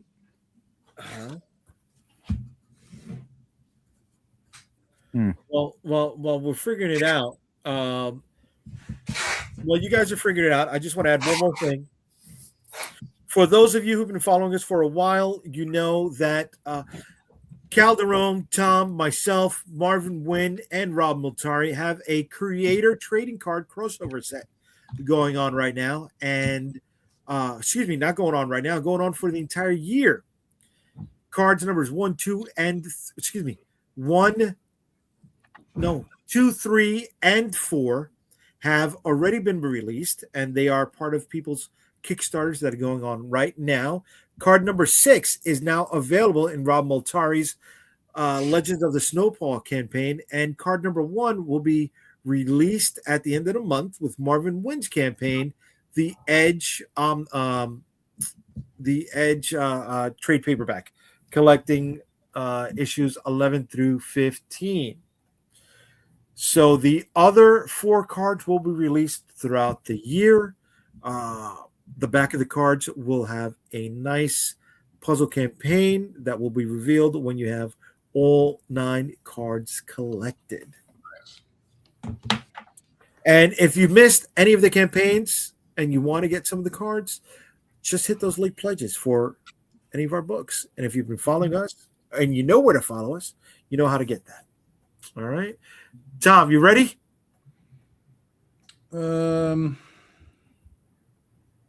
Sort of, kind of. All right, Derek, you ready? I'm good. If he's good, he can go. Yeah. All right, Derek. I mean, these Jerry. All right, so you gotta go Exorcist. Exorcist is fucking iconic. Oh, Yeah, yeah. it's just Yeah, he has it on his shirt. Who has it? Is He's it? got the thing. Oh, the Thing. Yeah, not the Exorcist. He's got the thing. No, I'm just saying. No. One of his answers. So I got the Exorcist. I'm gonna put I gotta put the original Halloween, the 1978 John Carpenter Halloween, one of the greatest slasher films of all time. I gotta put an honorable mention to Friday the 13th Part 3, but it's not really on my list. Part 3 is so bad. No, that's What? I love that one. It's good. Listen, you can love it, but you gotta accept that it's bad. It's a bad. It's not movie. good. I mean, what horror movies are actually good? That's fine. That's fine. The horror film that I still have nightmares about is Tobe Hooper's Salem's Lot, even though it was a TV movie. Yeah, boy. Fucking movie to this day, so I have nightmares about that. I'm gonna put David Fincher's 7 on there, which I think That was a horror movie? fantastic. I mean, yeah, there's it a lot can of be. stuff It's a that serial kind of killer. leans into horror and thriller. You missed that, Jay? Yeah. Yeah. It's a rom-com. Yeah. Yeah. That gift in the box at the end just broke my heart. And my second favorite movie of all time, George Romero's Dawn of the Dead. Okay. Mm.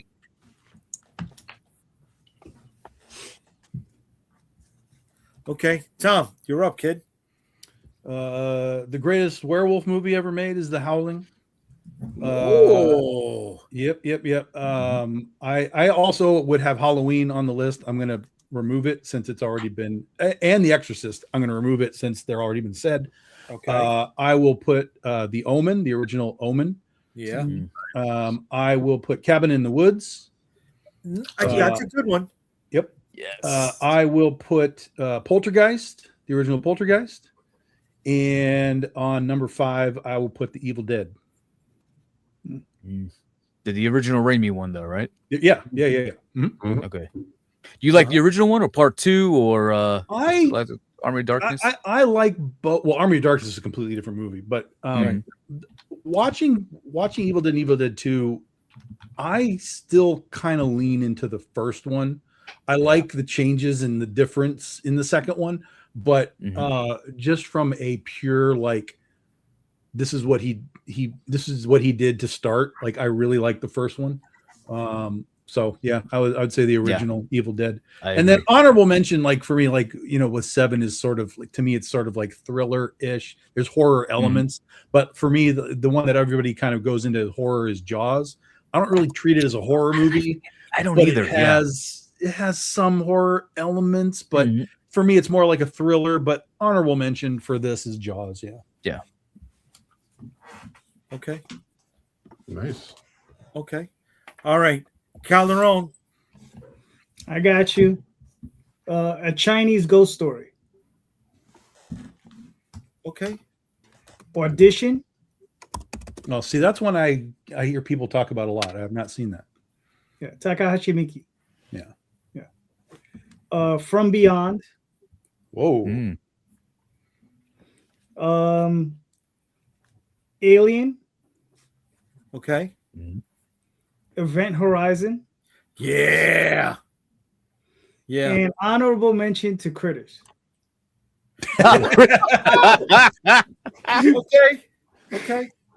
Okay.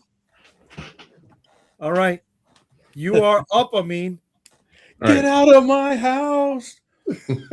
I love Dee Wallace in that movie. She's great. All right. So we got a wild card. Dead Alive. Oh, Peter Jackson? Yeah. Wow. Yeah. Obviously Blair Witch. Yeah. The original one? Oh. Yeah, first one. Psycho. Okay. The Entity. And The then Entity? one more. Yeah. Entity is a weird one, yeah. Yeah, so Oh, you said Entity? Yeah. The Entity. Okay. And then You know what that is, Rosario? No, I'm sorry. I'm not familiar with that one. That's the one where the chick gets banged by the ghost. Oh. Yeah. That happened to me in Jay's house one time. No, he didn't. No, he didn't. That wasn't a ghost. He just blindsided you. Yeah. He had that fucking night paralysis fucking thing, man. Yeah. Nah. You all fucking can't that night. That was just Jay with his cheat on. Holy shit. Okay, I'm sorry. What was your fifth one?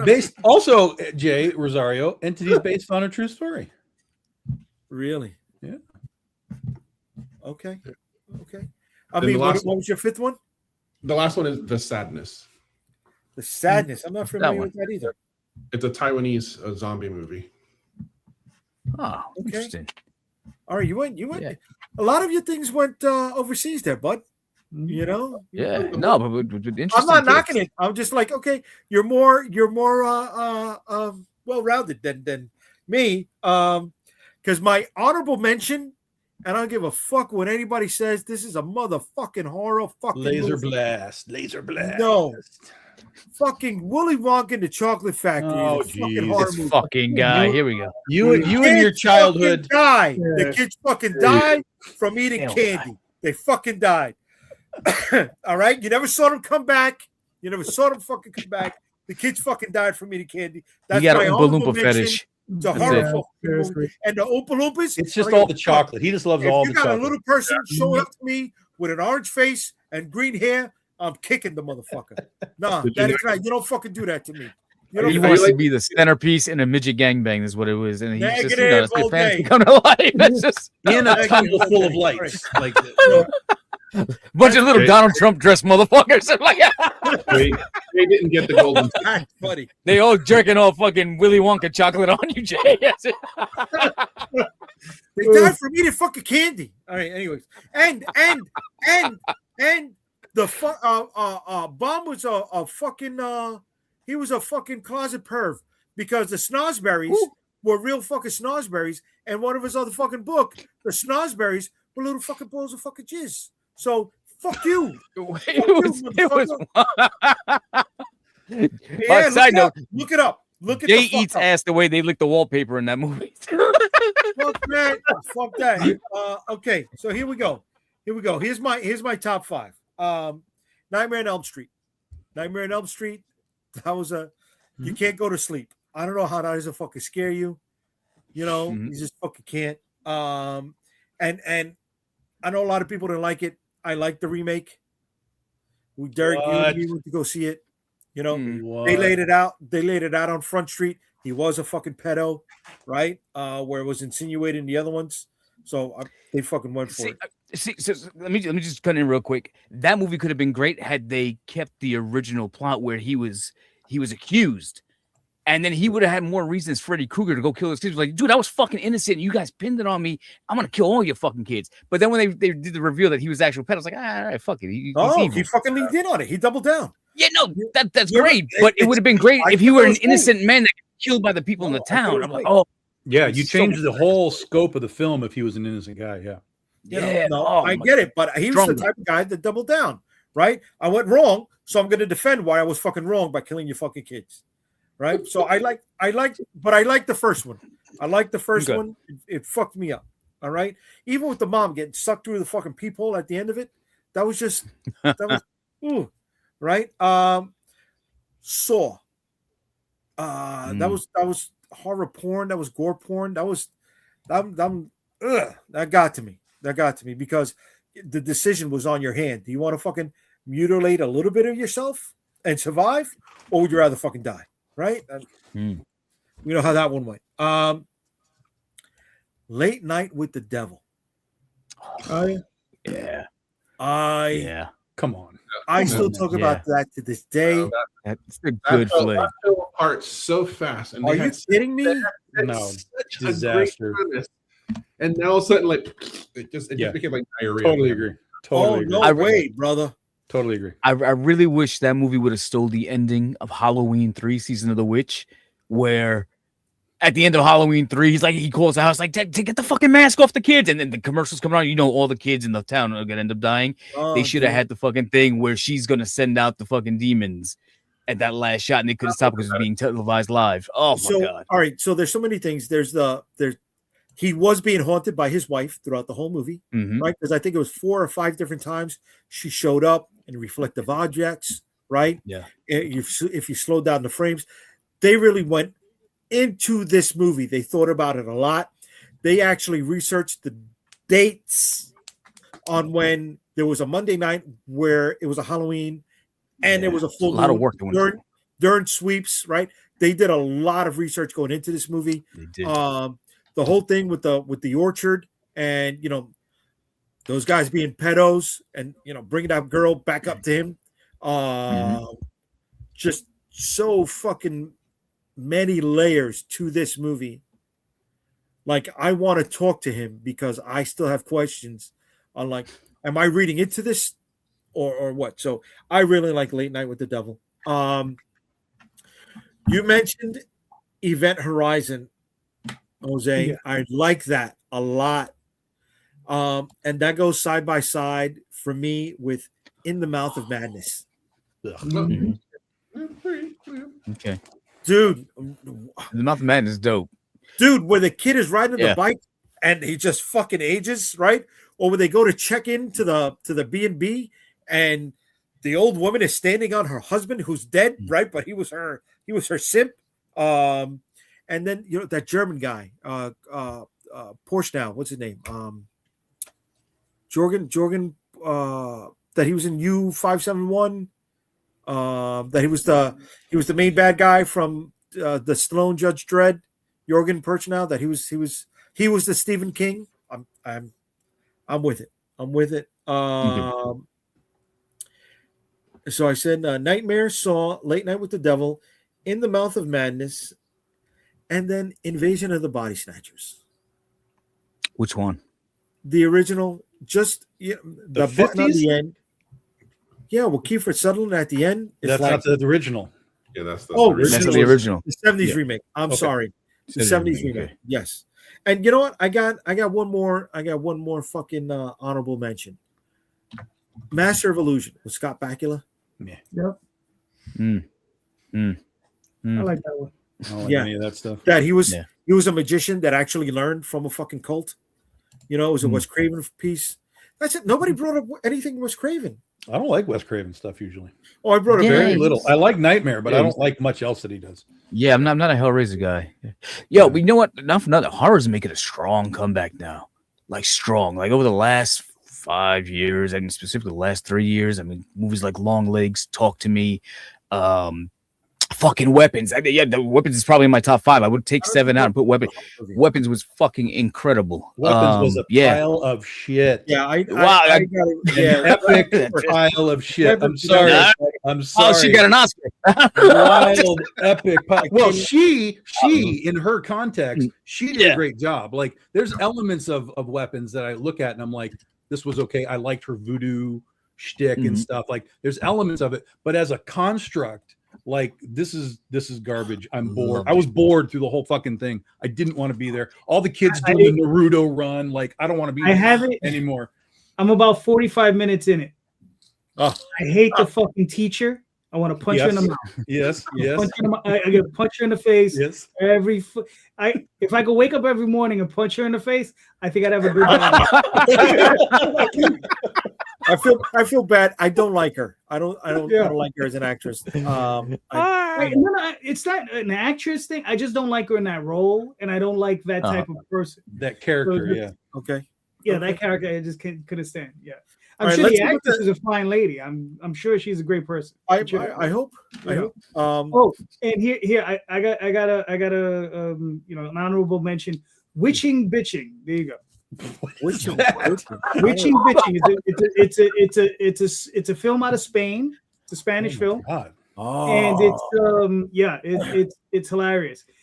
It's funny because the ending to Witching bitching is very similar to the what was the one, the Late Night with the Devil? Late Night with the Devil, yeah. Very similar to that. Like, the movie builds up, and then there's just this batshit crazy ending. That's why I like that film, the Late Night with the Devil, because also Suspiria, the new one, because I haven't seen the original, but at the ending it has that batshit crazy ending. That's why I like it. So, okay, I'll tell you something that you guys should try. It's kind of a hard watch because I think it's a Swedish film, so it's the language it's fucking off. But it came out last year. It's called The Ugly Stepdaughter. Basically, it's like a Cinderella, but instead of focusing on Cinderella, it's focusing on the stepdaughters that are going to go to the ball and try and get the prince. And so, but it's very based in now, because it's all about basically fucking this girl up so that she gets more pretty. They're fucking up with her nose and doing all kinds of surgery and shit, but it's old time. It's like Cinderella times, and they're doing like crazy stuff to her face and trying to make her this like perfect princess for the prince. It's a really weird reimagining of Cinderella. And it's like I said, it's kind of a tricky watch because of the dialogue and stuff, but the visuals of it in the story are like, wow, that's nuts. Yeah. Okay. I'm sorry. I mean, you aren't the only one that's well-rounded and worldly with their viewing. Rec and Rec 2, right? It was quarantine here in the States, but Rec and Rec 2 was a perfect sequel because it took a different perspective of what happened in the first one, but continued right from the moment where the first one ended. I really like that. Treat the whole zombie thing not as an infection, but as demonic possession. It was really good. That's not that far of a stretch, because it was in the Old Testament. No, not the Old Testament. What was it? I don't read the Bible. I don't fucking know. You put some copies in there, I'm gonna read it. No, there was something they would say. It says that when hell who's their publisher? Yeah, he publishes himself. I don't know if you can tell. They've said right there. When hell is full, the dead will come back. Will walk the earth. Oh yeah, that's Dawn of the Dead. That's Dawn of the Dead. Right. That's why it's like, when you say it. Yeah, when there's no more room in hell. Yeah, right. It's not that big of a stretch. I got a funny button for that after the show with Derek. All right, let's see what the chat says about the horror stuff. Dark Crystal and the Birds. Okay. Hellraiser, Evil Dead 2, Willy's Wonderland. Yeah, I haven't seen with Nicolas Cage, for real. Okay. I didn't know that. The Laser Blast guy is telling you your taste in movies suck. Yeah. That's correct. That's correct, Daphne. That's correct. She's right. What up, Mark? How we doing, bro? Burks comes back with Last Train to Busan. That was a good one. I really like that. Yeah, that was a good one. Cube fucked me up a little bit. Well, that's the whole point. It's a horror movie. No, like not in a horror way. It was like perplexing. Like it made me uncomfortable. Not horror. That's what horror is about. Best horror makes you feel uncomfortable. Yeah, that's psychological horror. Right. You know what the worst thing? Film. Oh my God, yo, chill with that movie. The Serbian film. That movie's fucked up. I'm not gonna watch that. No. Ask Richie about that one. But yo, you guys, like one movie that stuck with me for a long time, like days after, and I was just like, yo, I can't even eat today. The ending of The Mist. And it's not even, I mean, it's a horror film, but it wasn't even the monsters or the horror. It's what the father was forced to do. I don't want to spoil it if anybody in chat, even though the movie's 20 years old.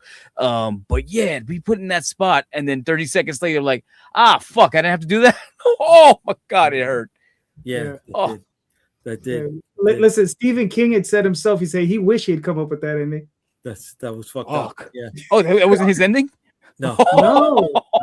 That's the thing. Stephen King sucks at endings. He's good with the stuff in between. Right. No happy endings from Stephen King. The Stand, 800 pages to end up with the hand of God came down and fucking blew up the nuclear weapon. Fuck this guy. What? 800 pages? Yeah. And you give me the hand of God? What? What? Come on. Yeah. He's a trip guy, not an end guy. Yeah. Okay. Hostile. William says Hostile. Okay. Yeah. Not bad. Bryant, not even for Amazing Candy, JD. No, brother. No, not at all. How about the theory that Snowpiercer is the sequel to Willy Wonka? I never heard that theory. Oh, I'd like to hear more about that. I thought it was just another take on The Wizard of Oz and the Yellow Brick Road, but the train was the road. I just found out that there's an animated Willy Wonka sequel by Taika Waititi coming out. I think it's on Netflix, where Willy Wonka's coming out of jail for turning one of the kids into a raspberry or some shit like that. Oh, you see? Yeah. You see? Yeah. Yeah, I'm not going to watch it. So, I'm not going to watch it. Okay, Brian says Weapons was okay. Weapons, I thought you were talking about horror, not lame comedy. Yes, Weapons sucked fucking balls. My side of the wall is getting bigger. I like it. Yeah. That sounds awesome. Wreck is incredible. That's right, it was. No. Zombies are in the New Testament. Really? Well, yeah, that's Lazarus, and that's Lazarus. Yeah, it's called Easter Sunday. Yeah.